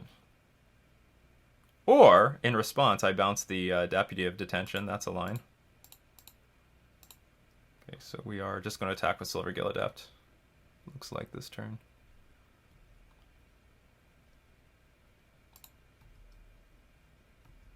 If they Path to Exile either of these lords, it's okay. They Path to Exile the Silvergill Adept, that's okay. And... Now if I can, we're going to bounce this Deputy of Detention and put a ton of power on the board. Power like you have never seen before. The cards just come back onto the battlefield immediately? Yes. Or do they go back to your hand? No, okay. they go onto the battlefield immediately.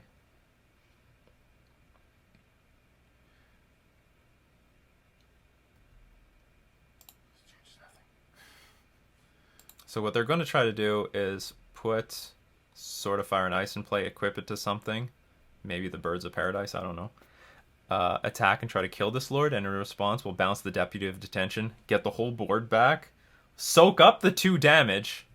Here it comes. They're going. They're going for it. Not that this would work at all. We're going to try to equip the Deputy of Detention. Like, I got Mutavaults to block this thing, so it's not even remotely dangerous to me.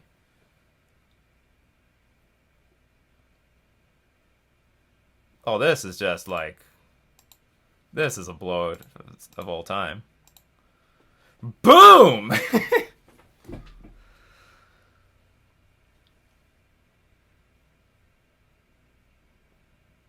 Nothing's equipped. We get our Merfolk Mistbinders back. There's like 1 billion power on the board. What are you going to do? They better play like land. They better put a plains on the battlefield and get ready with Path to Exile. Path to Exile because I've got way more than enough damage to come back. 3, 2, One. And even if they have Path to Exile, I have lethal because of the Merfolk Mistbinder.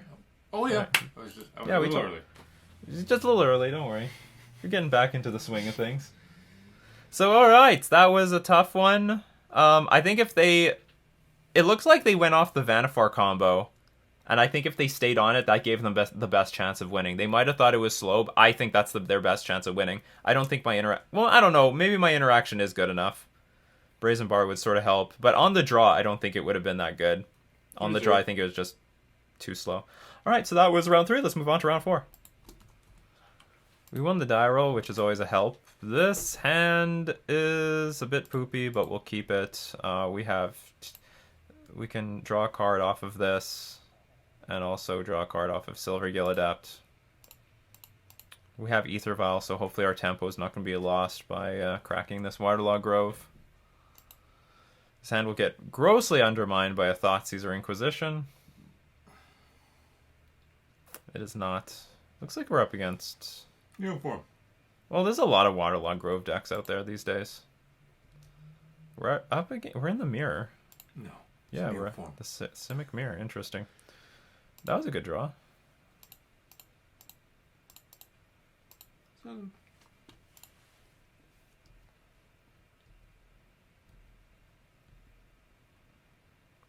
So we're gonna try really hard not to ever play that breeding pool.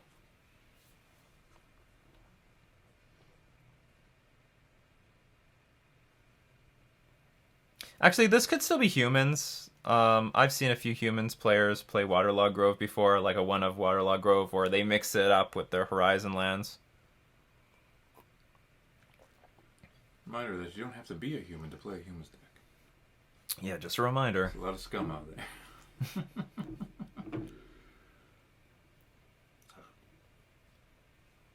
We have both cats in here? Nah. Chip and Meeple beat it? Well, when it looked like you might have given something to Salute, you left. Oh. See what was going on. No. What, Salute's getting something? I gotta get in on this. Okay, so if this is humans, they're in a world of hurt. Because they have just Horizon lands out. That's gonna be very painful. It's a good thing. They name Spreading Seas. You are a smarty pants. You are so smart. So ideally, we're gonna draw at least... I'd love to draw a 2-drop next turn so we don't waste this Ether Vial. Trigger. Nah.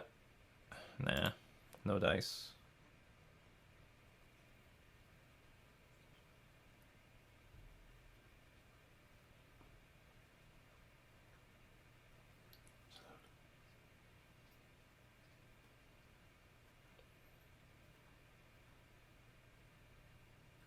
One thing I could have done is play Master of the Pearl Trident and attack with these two to bluff another Lord. Guess that's not going to work right now. Yeah, I do know we're going to attack with both of these anyway.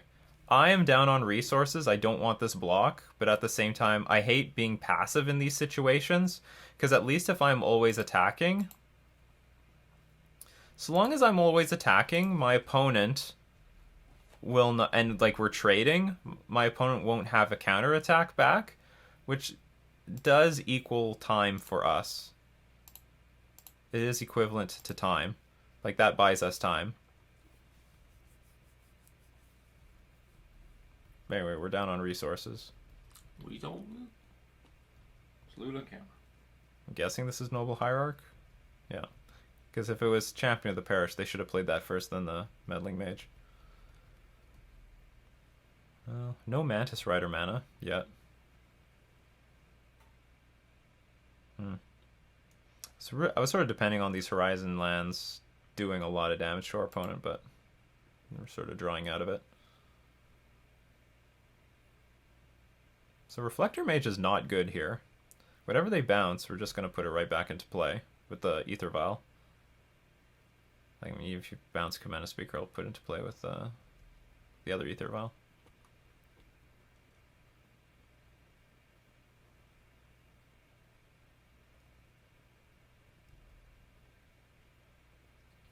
Okay, these Horizon lands will do nothing to them now. Thou's Lieutenant. Oh, Charming Prince. Alright. That how it gonna be.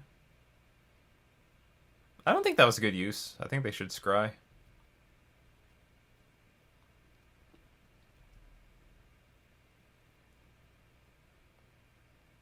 Well, I get. Do you know what? They don't know what's in our hand. We have nothing. But to them, maybe we have everything. And they just they have to slow the game down. So I'm taking that for granted. That I'm speaking at a point of like no of better information. So everything we drew is great. Even the Once Upon a Time is good.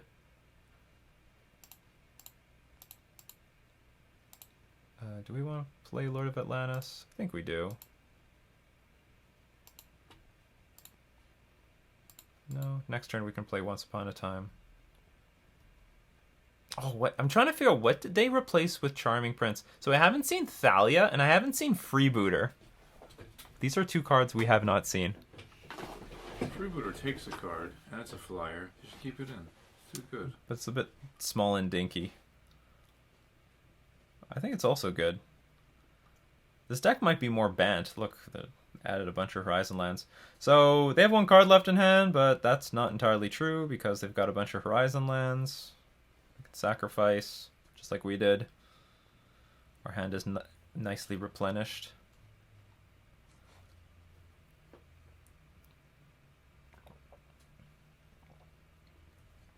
I guess they're tormenting.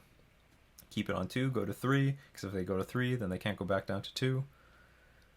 But if they don't have a land drop for this turn, oh, I guess it doesn't matter. They got 3 mana here. I thought if they had 4 mana, if they went to 3, that's the best thing, because then if they sacrifice Horizon Land, then they have 2 more mana to play the 2 mana spells. So this is nice. The most dangerous stuff is usually not on 2. Actually, that's not true. I'm pretty paranoid about Thala's Lieutenant here. That'd put a lot of power on the battlefield.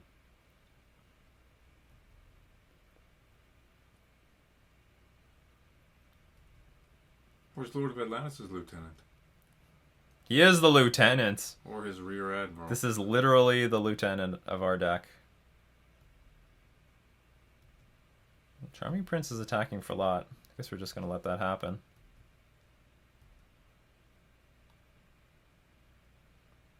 The other option was to like Kumana Speaker block it. Okay. Oh, they're setting up a good turn. So like things that they can have like Reflector Mage, Phantasmal Image to copy like Reflector Mage. Or even Charming Prince to blink the Reflector Mage.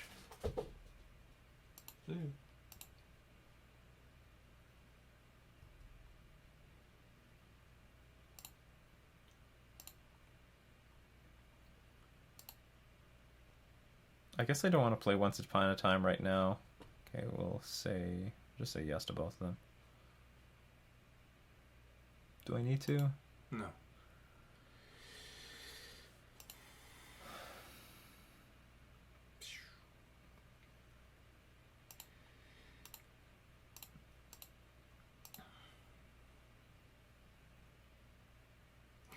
Ooh, that's a brick.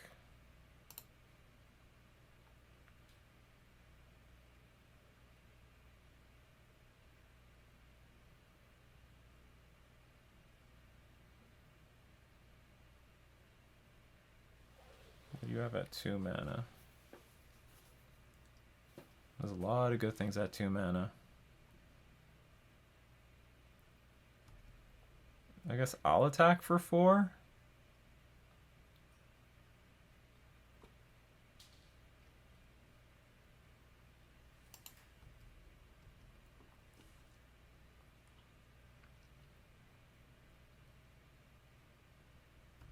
No chump block. And we will play Command Speaker. Followed by this Horizon Land. And pass.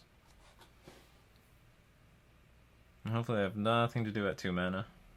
Okay, what is this going to be? Well, there's the Thalia, Guardian of Thraben, that we have not seen in a while. Okay, so that's still in the deck. So if I draw Collected Company, at least I can pay for it. Got 5 mana available. Thalia by many standards is not very dangerous right now. And we have a lot of life. Somebody can... My god, this is Horizon Humans. And maybe it's for these situations. Just keep drawing things.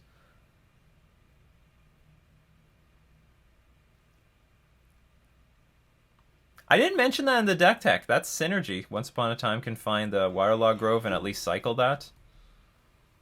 Okay, so this is best bouncing a Commander Speaker. It's probably wise. I should have not ticked this thing up to 2. I'm always paranoid that I'm going to like get a Silvergill Adapt with Once Upon a Time. I'm going to vial it in, then draw another Silvergill Adapt. But reality is, like, these Reflector Mages are more dangerous.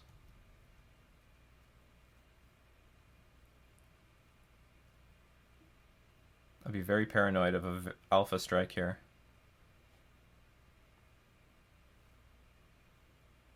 Okay, I'm not going to block. It would kill both of my Lord of Atlantis's. Because as one dies, the other one shrinks. You want to be good here? Coco! Actually, also Spreading Seas would be good here. Spreading Seas would be ideal.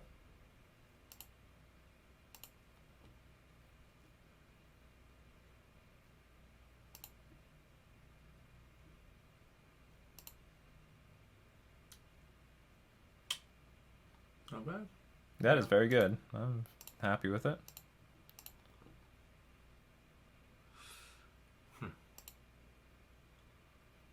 Keep spinning that Can I wheel. get anything? Can't get Commander Speaker. I don't even want any.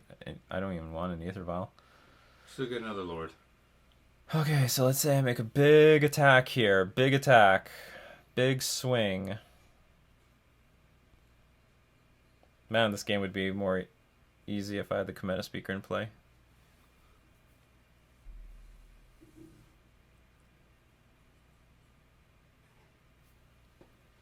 I attack with everything. They have to block at least 2 creatures. Unfortunately, because of the Reflector Mage, they can both block the Lords. Then block with like Charming Prince and Thalia. And I can only kill 1 creature. These things would just trade. So you can get another Lord off that other. So I think the best thing to do... Oh yeah, I could still get another Lord. Okay, hold on. Okay, we're going to put a stop at my beginning of combat steps to sacrifice the Waterlog Grove to see if I draw Trickster or another Lord to change my attacks.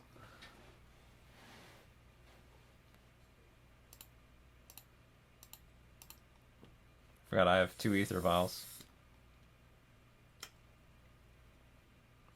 I believe I played a land for the turn. Yes, you did. So I'll attack with Commander Speaker because if there's a double block, then at least we can trade 2 creatures. Or not. Okay, we can trade 2 creatures. Excellent.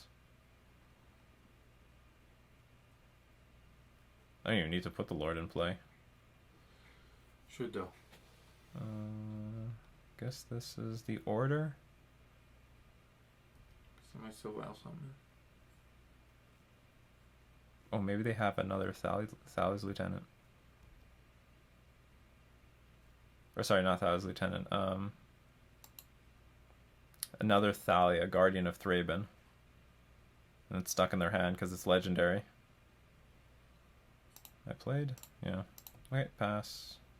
Cannot play Commander Speaker yet. Is it Thalia? Oh, I'm so good.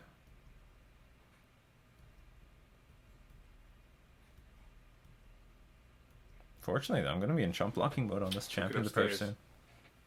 Yeah, but their hand is random. 5, 8? Ugh, that's a lot of damage.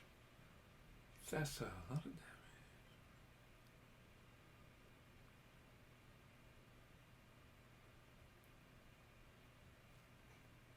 You're free to attack with anything else you want.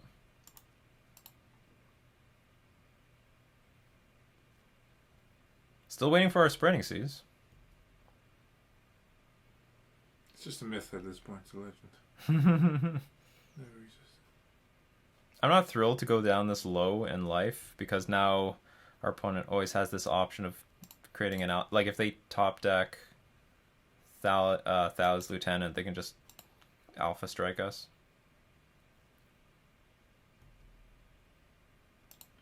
Spreading seas. Just make this easy.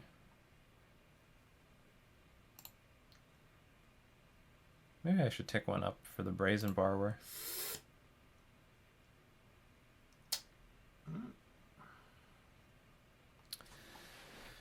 Okay, so they've got... I have to chump block, block, so I have to leave at least 3 things back. 1, 2, 3. 2, 3, 4, 5, 6. You'd evolve to be a 6. Okay, I could attack with all of these, and they have to at least chump block 2.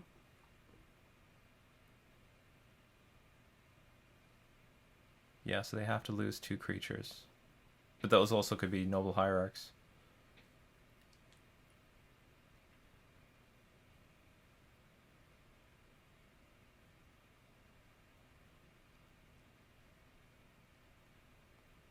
Maybe I'm just going to attack with 2.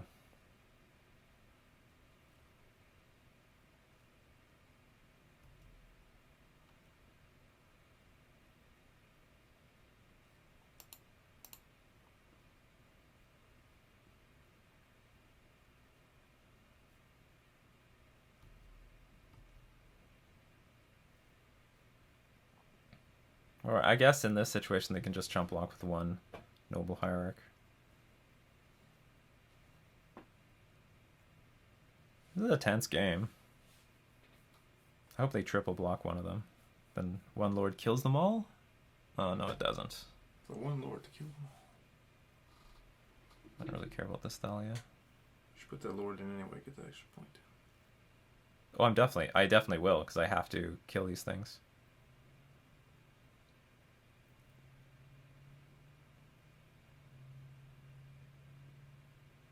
Oh, you got Deputy of Detention in your deck. That's what you're telling me. In the deck, but not in his hand.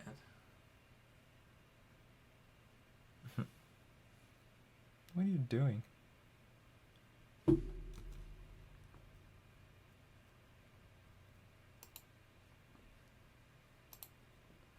Alright, that's how it is. Yeah, I want to keep Thalia on the battlefield because this cannot be copied. Well, you can copy it with Phantasmal Image, but it's not good. And oh, there's some problems with the Thalia though.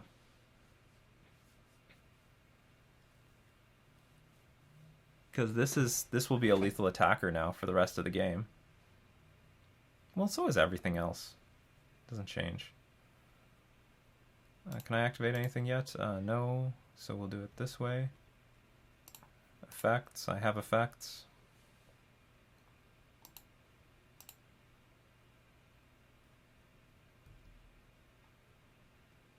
Let's kill off all these things.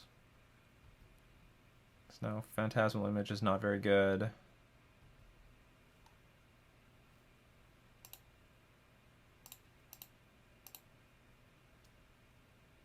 Okay. I think I'm prepared for the worst here. I'm prepared for a lot of things. So, I guess the new fear... Well, okay, if they attack with Thalia by herself, I'll double block with Mutavault and Kumena Speaker. Thalia will only kill one of them, and then the other one will trade with Thalia. So then I don't have to deal with this. Because Champion of the Parish is a decent blocker here. Or maybe not. Well, I'm in a weird spot where, I mean, if I try to Alpha Strike, they kill me on the crackback. So I have to keep putting creatures on the battlefield.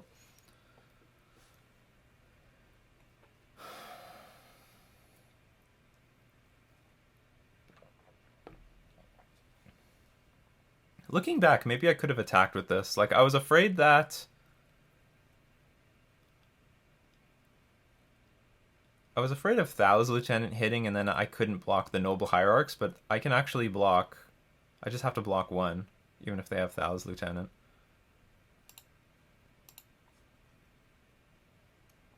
Exalted! I love that. Look at that yield thing.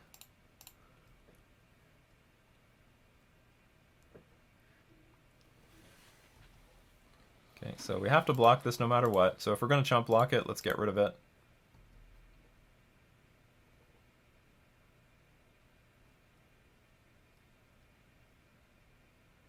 If you have Reflector Mage here, you dirty, greasy player.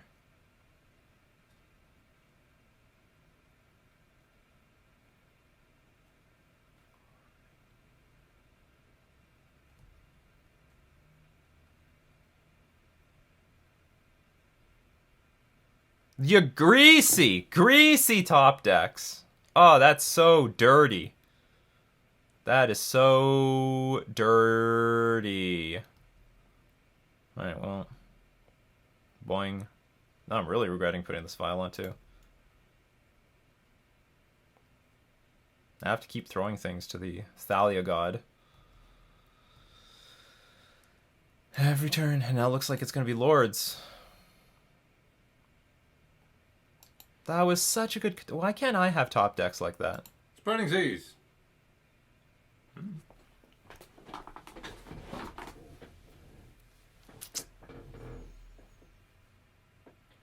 Tap down champion, attack with everything.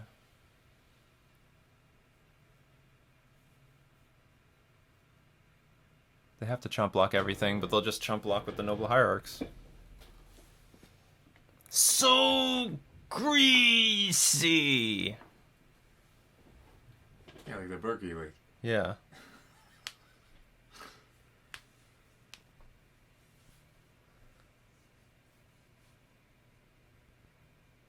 These Noble Hierarchs are doing a pretty good job right now.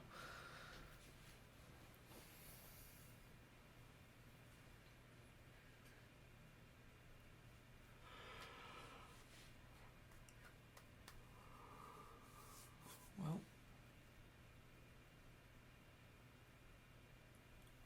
If Thalia gets big enough.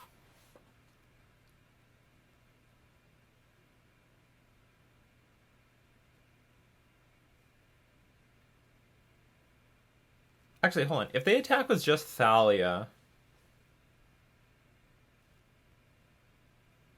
I can Trickster it, make it lose first strike, and then block it. Okay, I guess that's our line. Should at least play the Commander fellow. I cannot. Or hold on.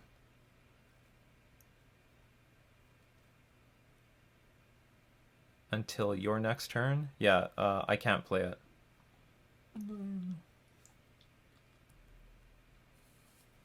Watch. Because they did this on their turn. This card actually was banned. See, it does nothing. So I'll play a land just in case. Makes it maybe I should keep that land in my hand. We're in a situation where having cards in hand is terrifying. Play land. Just play it. Surely you're bricked. So here's the deal. If they attack with Champion of the Parish, I'll tap down a Reflector Mage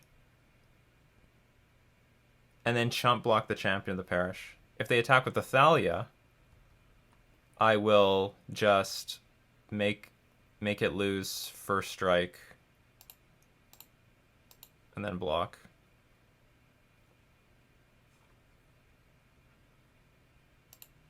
And we don't have to deal with this stupid Thalia for the rest of the game. Ugh, unfortunately, those Noble Hierarchs just make everything really big.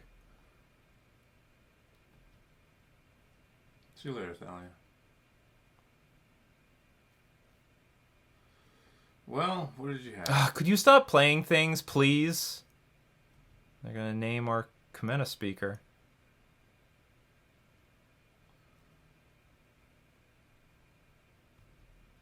Well, they name Spreading Seas, okay. Block. Like I don't even know what I want right now. Well, actually, Brazen Borrower is good because we could just fly over them. And that would be a good draw. So the biggest mistake in this game was ticking this Aether Vial up. That was There it is. super dangerous. All right, so... Okay! Can we just be done with this game now?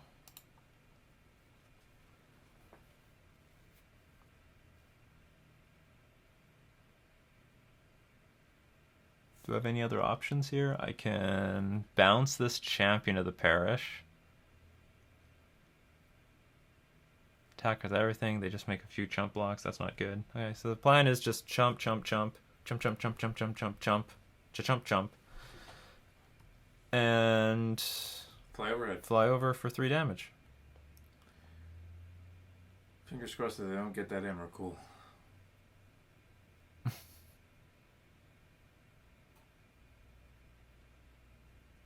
Actually, no idea what they could want here. I guess another Reflector Mage?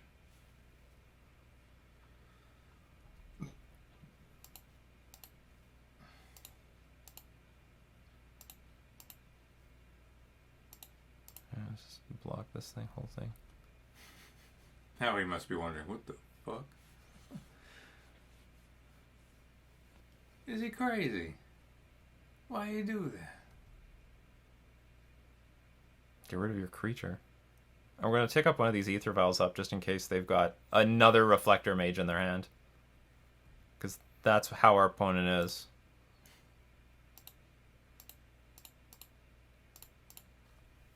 Surprise! Had it all along, too.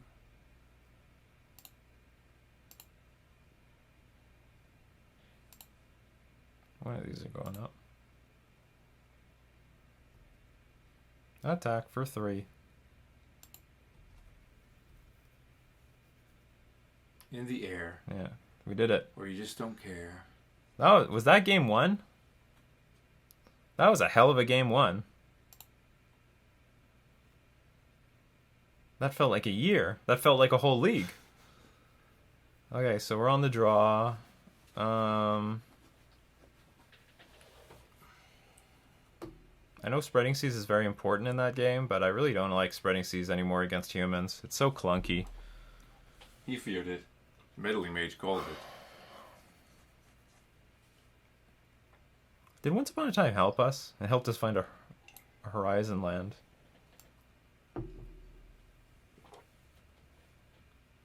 Maybe Once Upon a Time is good. Yeah, we're just going to run it back. Once upon a time it was good. Also, Once Upon a Time can help find Brazen Borrower. So it can help us find, like, key cards in our deck. A what? O-U-A-T, Once Upon a Time, a what? Sounds awesome. They mulliganed. It's good. We've got a Vial. We have Collected Company. We have something to do on turn 2. Sounds great. They have their own Vial. That's okay. There's enough room for both of us in this game. No. Dominia ain't big enough for the both of us. Even with all the multiple universes and shit. These multiverses are not big enough for the both of us. One of us has to go. Sorry, Hogak. Yes, sir, okay. You're going to the banned list. Oh, no Hogaks Club. We can have one. Oh, it's a classic Champion of the Parish into Thou's Lieutenant. Oh, what is this going to be? Probably Spreading Seas again. Or Atlantis. Oh, no, Spreading Seas. It's foolish to name creatures when you got an Aether Vial out.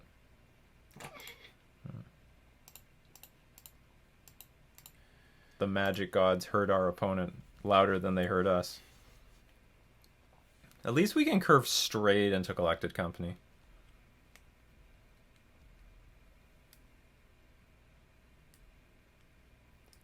If I can, I would like to block. Noble Harak. Very noble. Okay, so they don't have Thalia's Lieutenant. So they have a good start, but we can catch up. I'm confident we can catch up from that. Catch up from this. Another Ether Vial. Oh, wait, their hand actually sort of sucks. I mean, it still has explosive potential, like this Champion of the Parish, of course, can get out of control. Hey, after he has a few drinks in him, That's a very good draw. he goes fucking, he flips.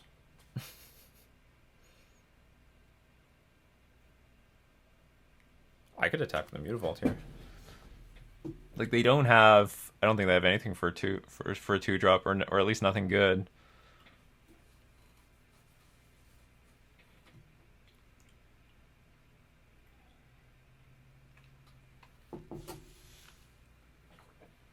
Should I counterattack? Yeah, well, like, why not?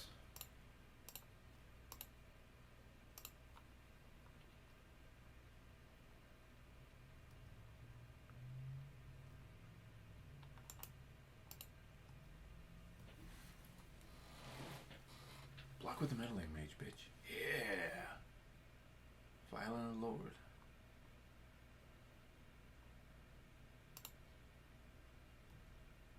I'm not going to Violin the Lord because it does not profitably do anything. So, like I said, like, if I'm not in a very good spot to block, if I'm at least aggressive, it takes their creatures off the battlefield. I'm also... Okay, I don't want this thing to get to 3. So I'm 100% playing this Trickster this turn, so I better do it now before they can Violin any more creatures. I should actually do it before they put the Vial on 1.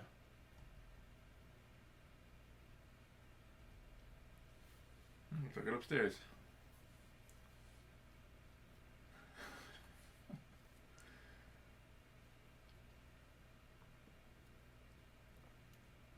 How far did they mulligan?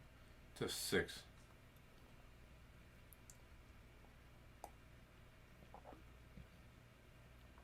I'm starting to see humans again. I wonder if humans is making a comeback. Maybe thanks to Charming Prince. I don't even know if playing Collected Company is even the best thing to do on this turn. We have all these Mutavaults. It's a great thing to do. Mistbinder. Or at least do it at the end of their turn. Okay, let's attack with the Trickster. See what happens.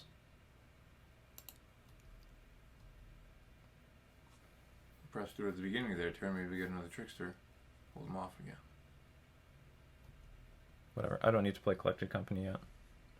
I can wait on this. You should. You really should. Bugler.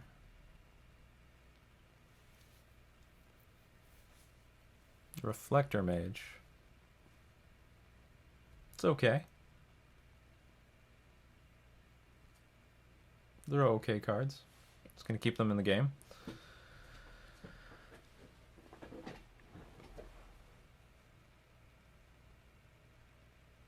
Reflector Mage says you cannot cast till next turn.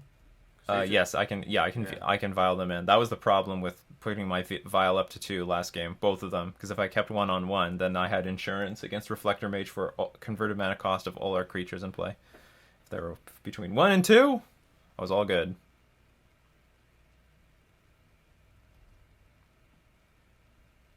Okay, so now we will play Collected Company. See if we draw another Trickster.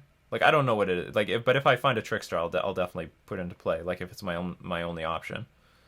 It's a good option. What are they gonna do? Put in Hushbringer? Oh, this was.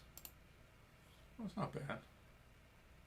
Well, yeah. I mean, I'll take it. Put another Lord in. It wasn't ideal though. Can I kill my opponent next turn?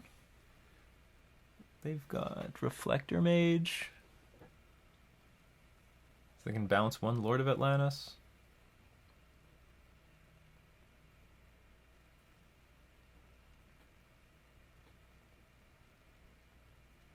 Our opponent has a lot of cards in hand, so...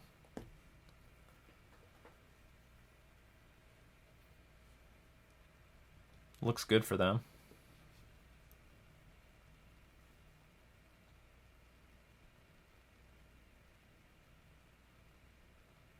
Do you have 2 Bugler? Do you have 2 Reflector Mages? So I guess they could have 2. That's possible.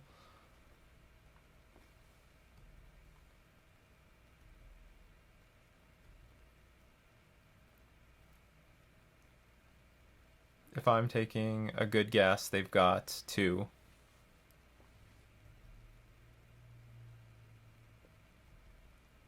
So we're not playing that next turn. Because they're like... Are you inviting me? Okay, what if... Okay, what if you have another one? Should I get it out of your hand right now?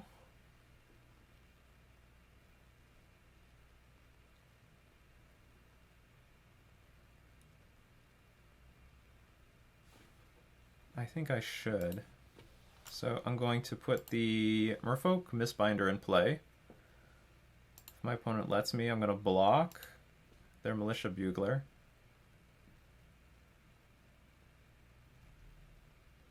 If they Reflector Mage my Lord of Atlantis, it's okay. I'll live with that. But I don't want them to do this in combat later. And I also want to save the damage if that's important.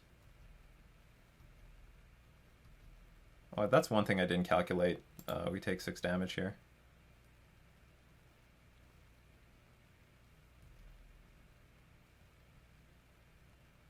Oh no!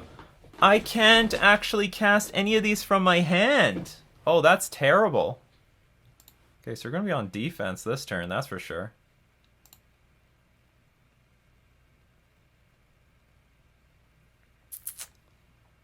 I forgot, if they bounce the Lord of Atlantis, so what I should have blocked, maybe I should have blocked the Militia Bugler with the Lord of Atlantis, because I really wanted to play Lord of Atlantis this turn. Okay, they know about a Lord.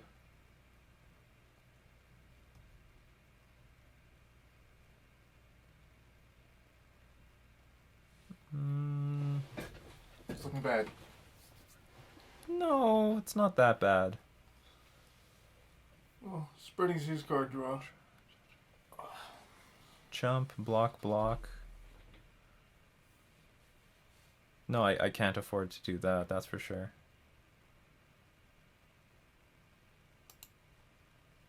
But what I can do is block and then crack one of these Warlog Groves. We are on blocking duty, though.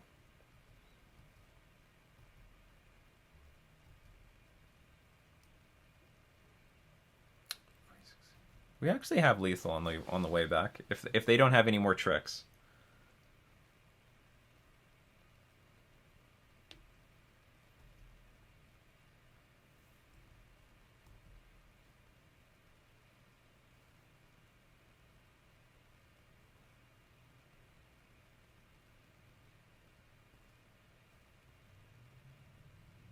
Bugler.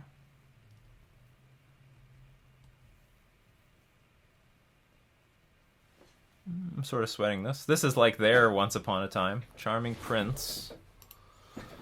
Okay.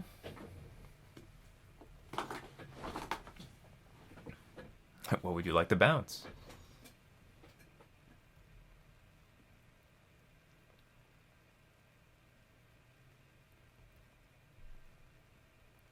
What did they do with this? Put it into their hand. Oh, sorry, yeah, they have Charming Prince in hand.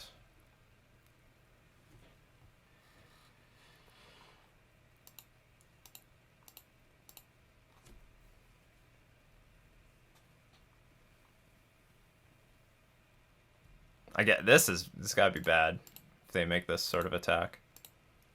It's gotta be very bad for us.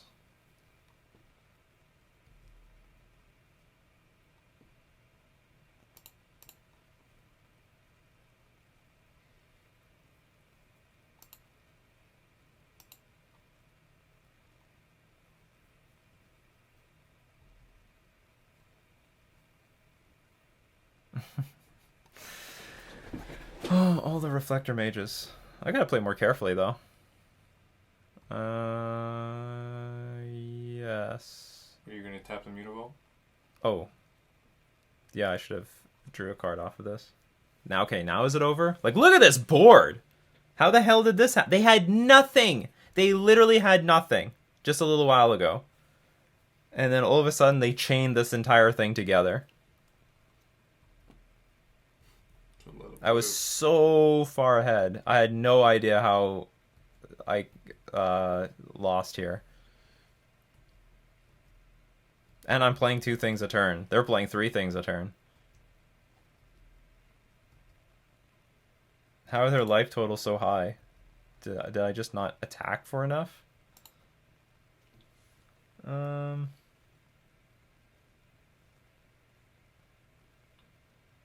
I still can't cast one of these damn things. I don't even know what I'm looking for. Pretty sure I'm drawing dead. That is not going to do it right now. Okay, we concede.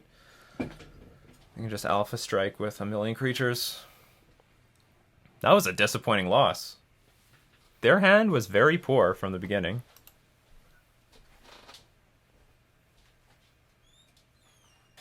And I would say our hand was very good. Right, we'll submit this.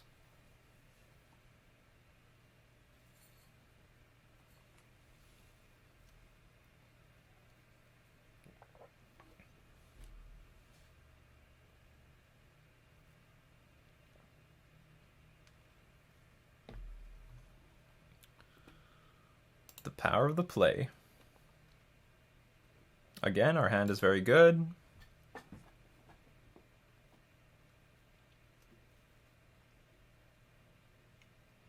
Our opponent mulligan again. That was an amazing comeback from our opponent. I mean, I'll admit that was a phenomenal comeback. It all relied on a million reflector mages, but that was an amazing comeback. My blocks, I guess, could have been better. Or maybe I shouldn't have. Maybe what I did not block should have been better. Okay, we'll play Botanical Sanctum. We'll play Once Upon a Time. We'll get... I'm on the play, so I think I just want Brute Force Power. Yeah.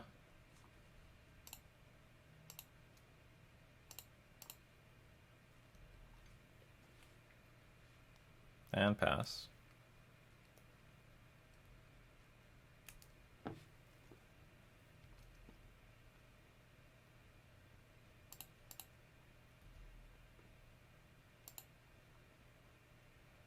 I'll just play all my lords. We'll play Silver Gilladap somewhere later. It's just that your defense will be at its strongest if you just start. If you have a hand just full of lords, just play your lords. The defense of the creatures will be at its strongest if you do it like this.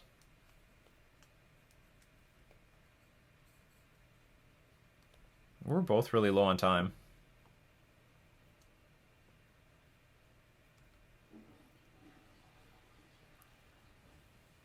Champion into... Well, now we got the Thou's Lieutenant hand.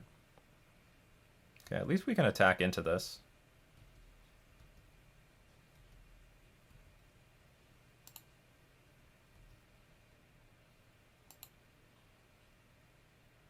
Oh, that was so poorly timed.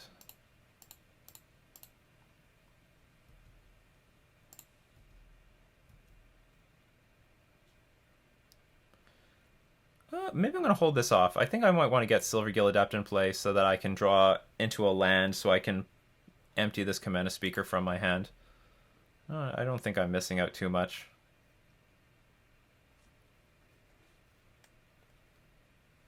Our opponent is in Reflector Mage mode.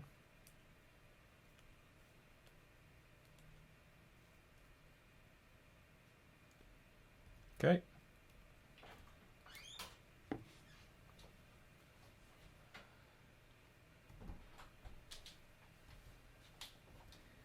We're about to get completely tempoed out by Reflector Mages, I think.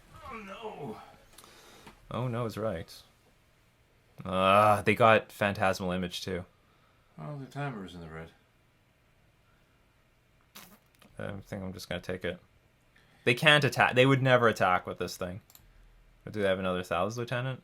Is it Phantasmal Image or Thales Lieutenant? Okay. Start up an intellectual debate in the chat. Maybe you'll time out. So we're going to hit for 6, 9, go down to 10. Alright, let's try to empty our hand. It's gonna be tough. Okay, I said I wanted to play Silvergill Adept to play this Commander Speaker, but I think getting as much power on the battlefield is now the priority.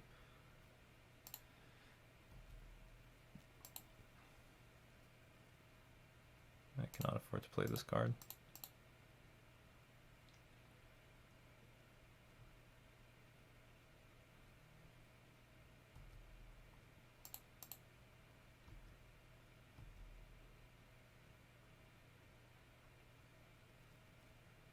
Nothing. I'm going to play Silvergill Adept and try to block this big champion of the parish if I can. If I'm allowed to. Our opponent is a top-decking god. Fastest god of the sea. This guy's topic. Oh, he's drawing cards. Yeah, that's some good news. Okay, they can't play Phantasmal Image off this mana, so that's some I don't know how to put it. It's good.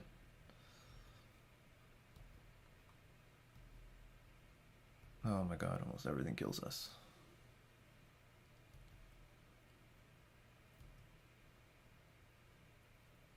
Oh, we're dead. We're dead. It's the only way they can make this attack is if they have another human in hand.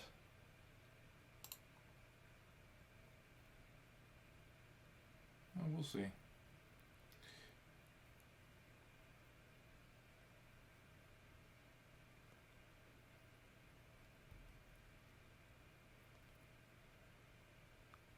Oh! Not a human. But good enough. It turns out I probably needed that Merfolk Trickster instead. Fail Spring would have been good too. No, it would not have.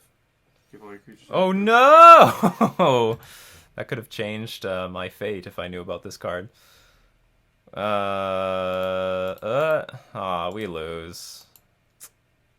Oh. We lose, right? 5, 8.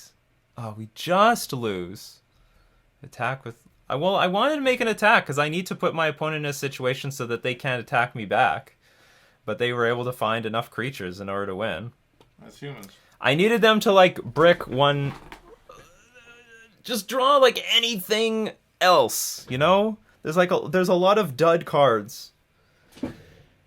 Draw a land. Draw more Noble Hierarch. I don't know. Well, they drew a Noble Hierarch. I guess the Noble Hierarchs were still lethal, though. I really needed them to draw a land. Well, the deck is still doing pretty well. We're 3-1. Unfortunate break against humans, but let's get into round 5. So we lost the die roll. We're up against Drakenar, who is a Merfolk player. This hand is not good. We have nothing to do on turn 1. Well, Merfolk wins anyway. Yeah. This hand's bad. I'm gonna mulligan one more. I hate going to 5, but you know what? This is Merfolk, so tempo matters more than anything else. Okay, I'll keep this. We'll dump. Spreading Season, Beautiful, I guess.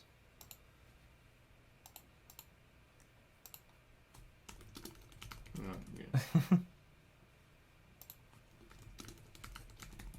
Drakenar is asking, you're not recording, are you? No, I'm recording. This is getting recorded. It's all getting recorded. Alright, so another Lord is not too bad. Let's see if we can, like, come back.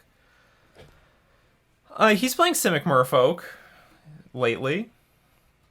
So at the least, I can play... I'm hoping I can play Lord into Collected Company. I don't know if that's going to be enough. So our opponent does not have an aggressive start. We have an island anyway, so... I guess if I keep drawing I can't play Botanical Sanctum as my last land. So I might as well just play it now. I'm a little concerned that I might get hit by Spreading Seas, but if that's the case, then that's the case.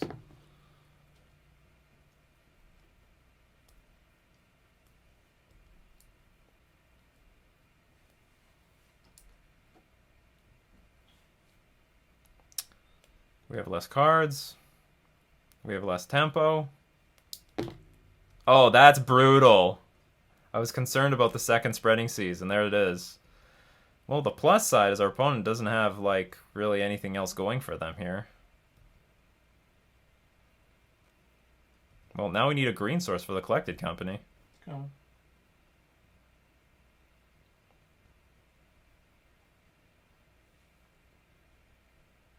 Trickster. So there's, like, so many ways I can get blown out here. But, like, I don't want to play around anything. So... Or maybe there's just too many ways I can die. Okay, so if they have Trickster... Trickster this, block this, that's not good. But it buys me time. But if it's a Lord... Block this, that's... it's reasonable. It's better, like, my experience, you really want to be aggressive.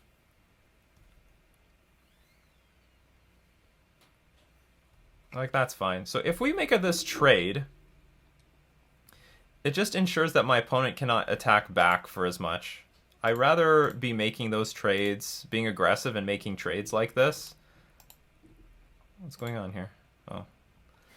It doesn't know what I want to cast. I'd rather be aggressive and make these trades to prevent my opponent from, like, making a counterattack. Because if I do nothing, and I'm sitting on defense, then my opponent can make a huge attack against me. Silver Gill Adept? Yeah. Master of the Pearl Trident revealed.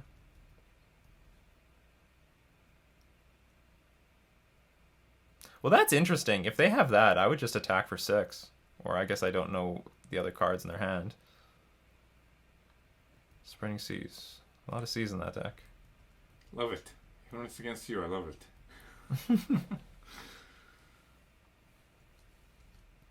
Okay, can we come back if we get this collected company online?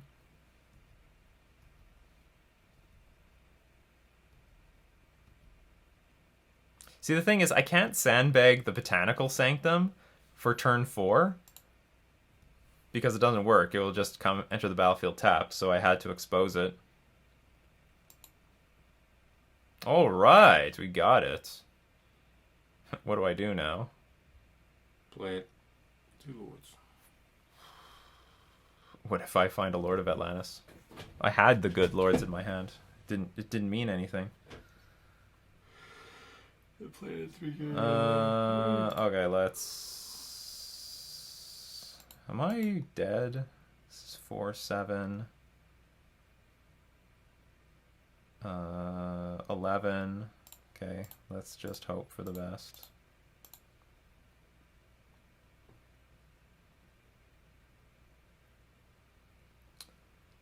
Well, that sucks.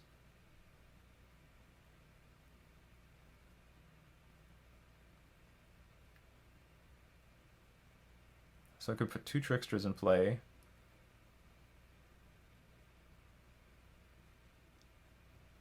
I mean, ideally this was best done on their turn. Oh yeah. But I'm trying to fight back. Okay, tap this. Tap this. So I can have unblockable creatures.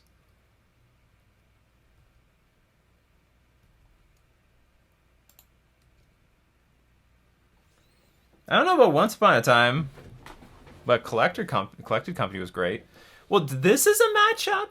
Oh! I'm wondering, was Veil of Summer worth bringing in against humans? It would only counter Reflector Mage. I think I'm going to bring in Veil of Summer against Merfolk, though. To protect ourselves against Harbinger of the Tides, Merfolk Trickster, Dismember, Brazen Borrower. A lot of targets. Oko Thief of Crowns. So we might see Veil of Summer get some play right here at the very end. Fortunately, we're not attacking for lethal here. We need another... I don't know what we need. We need a prayer.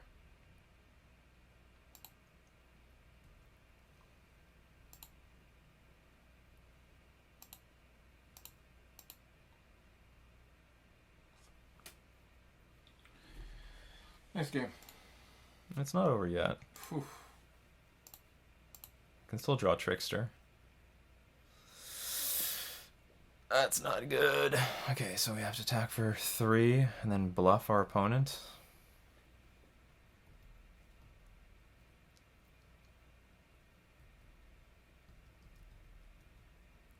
We have to try to represent Merfolk Trickster here.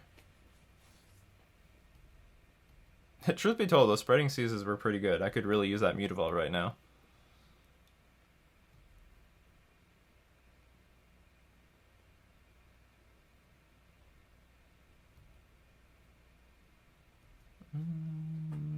But it looks like they're just going to go for it. They probably have another... They have a backup Island Walker. Okay, concede. Alright, let's see if we can make use of Veil of Summer here. This is Troll Tuesday. So maybe the Veil of Summer will come in handy.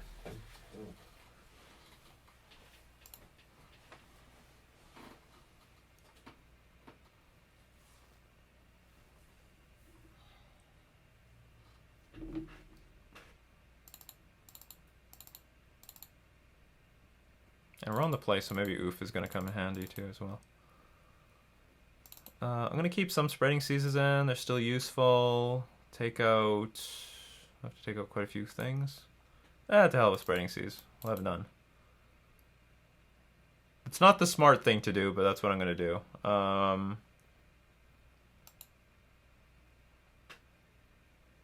Raise and Borrow is okay, I guess.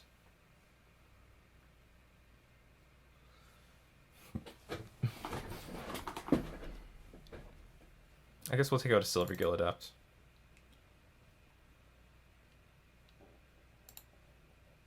And play. Community Spotlight. Drakenar's been playing Merfolk 4. Oh yeah, Drakenar's doing great. He recently got a list published. How long has he been playing Merfolk? I don't know. For a while. A week at least. Oh, alright, this hand's fine. He's already better than you. He's a good student.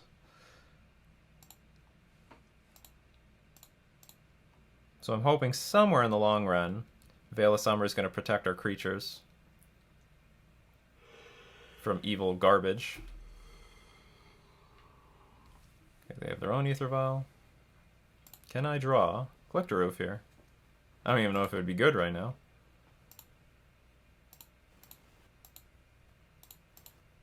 I guess I'll show them Silver Gill Adept, because I'm definitely going to play that as well.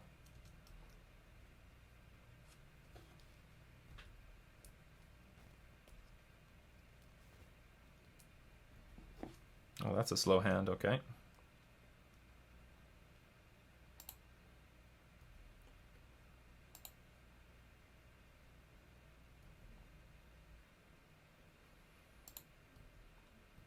This is not the time for Once Upon a Time. What do you got?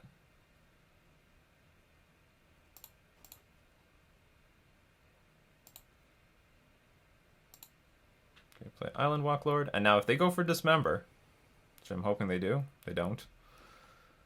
We could have played the Veil of Summer. Okay, we'll show Lord of Atlantis.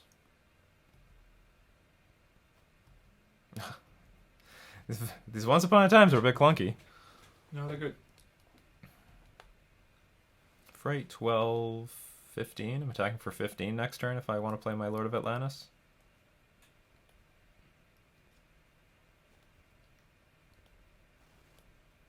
Alright, they conceded.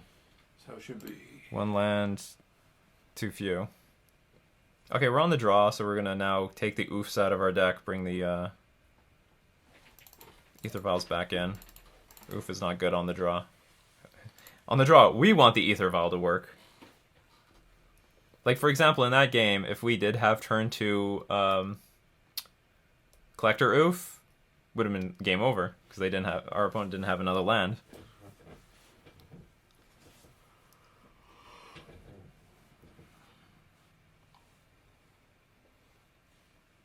I'm going to mulligan this. We don't have a second blue source, and this is too damaging.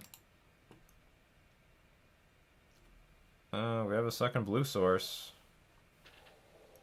Or sorry, we might have a second blue source. I guess I'll keep the Lord of Atlantis on the bottom. But this definitely can get steamrolled. Hooray, they didn't have anything.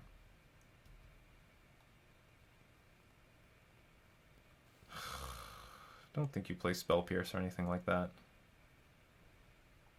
Spell Pierce has not made an appearance. So I better play this, because just in case I draw a Kamena Speaker, that might be important. Spell Pierce hasn't made an appearance in this deck in 1,000 years. Brazen Borrower, Lord of Atlantis. Oh boy, spicy.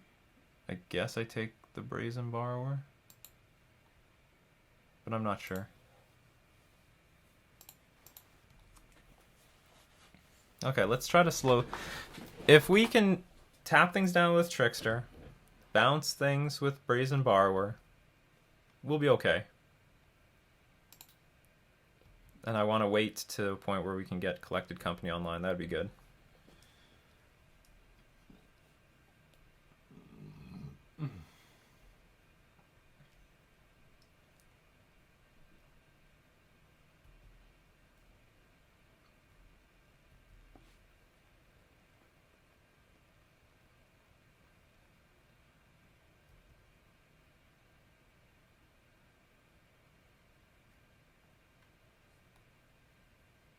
I don't know if this trade is good, but if I can make it, I will. They might... Our opponent might have Dismember up, but whatever.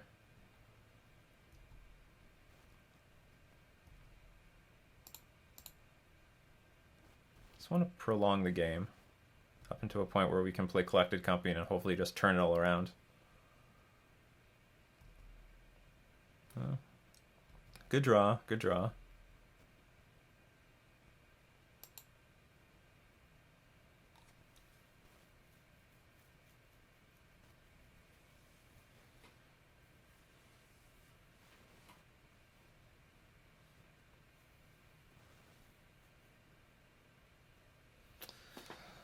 I have a lot of little concerns.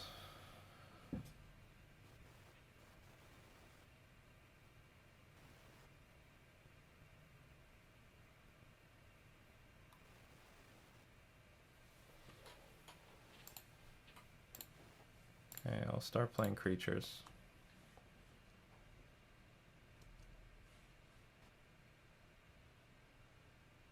My problem is if my opponent keeps playing land drops and I even bounce the Master of the Pearl Trident, it's not helping me very much.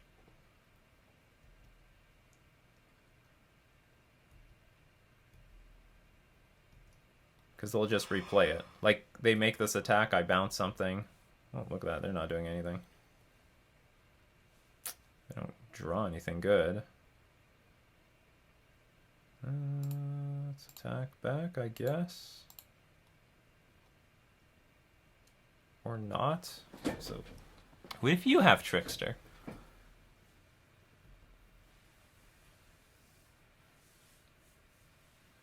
Trickster, Master of the Pearl Trident. How can you not have Trickster in this spot? Attack for 9, I go down now.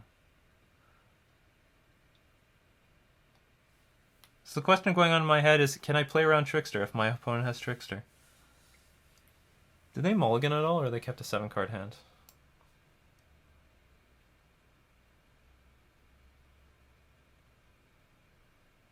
They kept 7 cards. They could have Brazen Borrower, bounce Master of the Pearl Trident, block with Mutavault.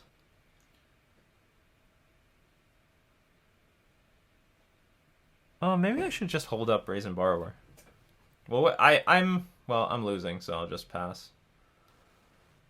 Looks like everything's pretty bad. I only get punished if they have literally nothing here. Like, literally nothing. But if they have anything, not attacking is best. Yeah, so I dodged that bullet, sort of. So now they can attack for 9.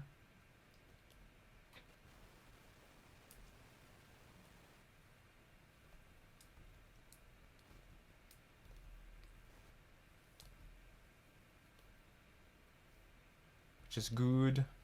Okay.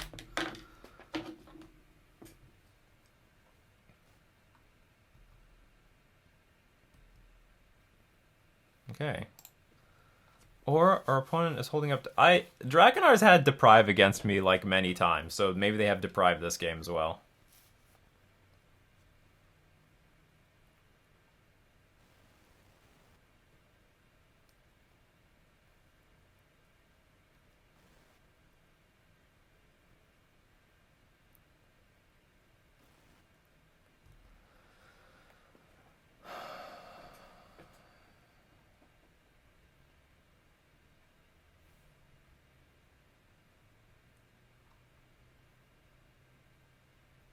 Okay, I'm just going to pass again.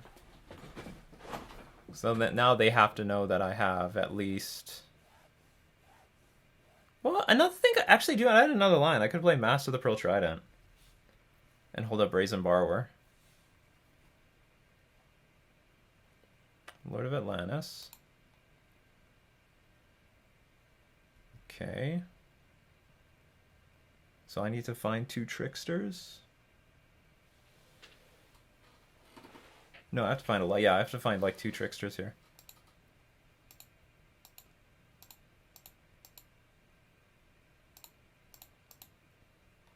And even then, I don't know what to do after that. I find 1 Trickster. But that's not enough. It's not enough Tricksters. So close.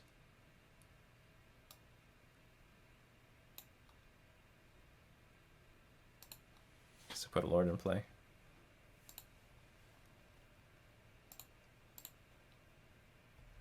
Shrinks everyone else, but it doesn't matter.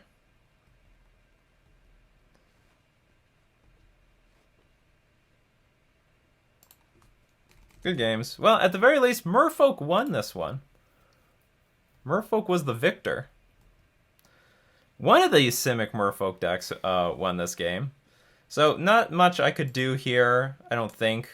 I had to keep a pretty slow hand on the draw. Uh-oh, what's going on here? Ram is maxing out. Sorry. There we go. Okay, give me my prizes. Give me my stinking prizes back. So it's hard for me to tell if Once Upon a Time was actually good. Like, I guess it had its moments. There were games, I guess... I mean, there were quite a few hands that I kept at 6 because I had a Once Upon a Time. And I would have just mulliganed those if I didn't have a land. So Once Upon a Time effectively is like a larger reach of my... It's like playing with 23 lands in the deck instead of playing with 20. So maybe it's good for that reason. Like, I don't know. It didn't feel like it was doing a lot, and it certainly was clunky in the Merfolk game. Damn, where was our Veil of Summer in that Merfolk game? We needed protection against those stupid Merfolk tricksters. Or if I could curve completely out into Collected Company, that would have helped. That would have helped. But I know one thing for sure, I'm still in love with Collected Company in this deck. I think it's very good. It's very strong. That's where we want to be. I don't know, maybe I'm going to have future... Like, I was pretty pleased with the play of Collected Company in this league and also in the other, like, trolley Merfolk leagues that we had. No. Yeah, I'm going to... I'll try with Noble Hierarch. I'll try it. It's probably what I want to do. It's probably where we want to be. But Veil of Summer was very good in the one matchup that we had it, where we could play it. We didn't really get the matchups for Veil of Summer. Yeah, we just didn't get the match. I don't think we really got the matchups for Veil of Summer. There were some better matchups. We needed to be in more, like, I don't know, Jund, Grixis Shadow matchups. Which well, we got one. We saw it like blow out a Collective Brutality, and it was brutal. It was absolutely brutal. Once upon a time, you people be the judge. But did this thing work or not? I have no idea. From my perspective, the games didn't feel bad. I just don't know if it's necessary. It's only one league. You gotta play 3 leagues. It's taking a lot of slots in the deck. I know that, but it certainly wasn't too bad. It wasn't that bad to top deck late in the game. And like, you know, even if I find a land like Waterlog Grove late in the game, that's not bad. That cycles. That's still value. It keeps the churning going. But yeah, that's that's it. I hope you enjoyed the league. Hope you enjoyed Once Upon a Time in Simic Merfolk. A lot of people asking that question. Is it playable in Simic Merfolk?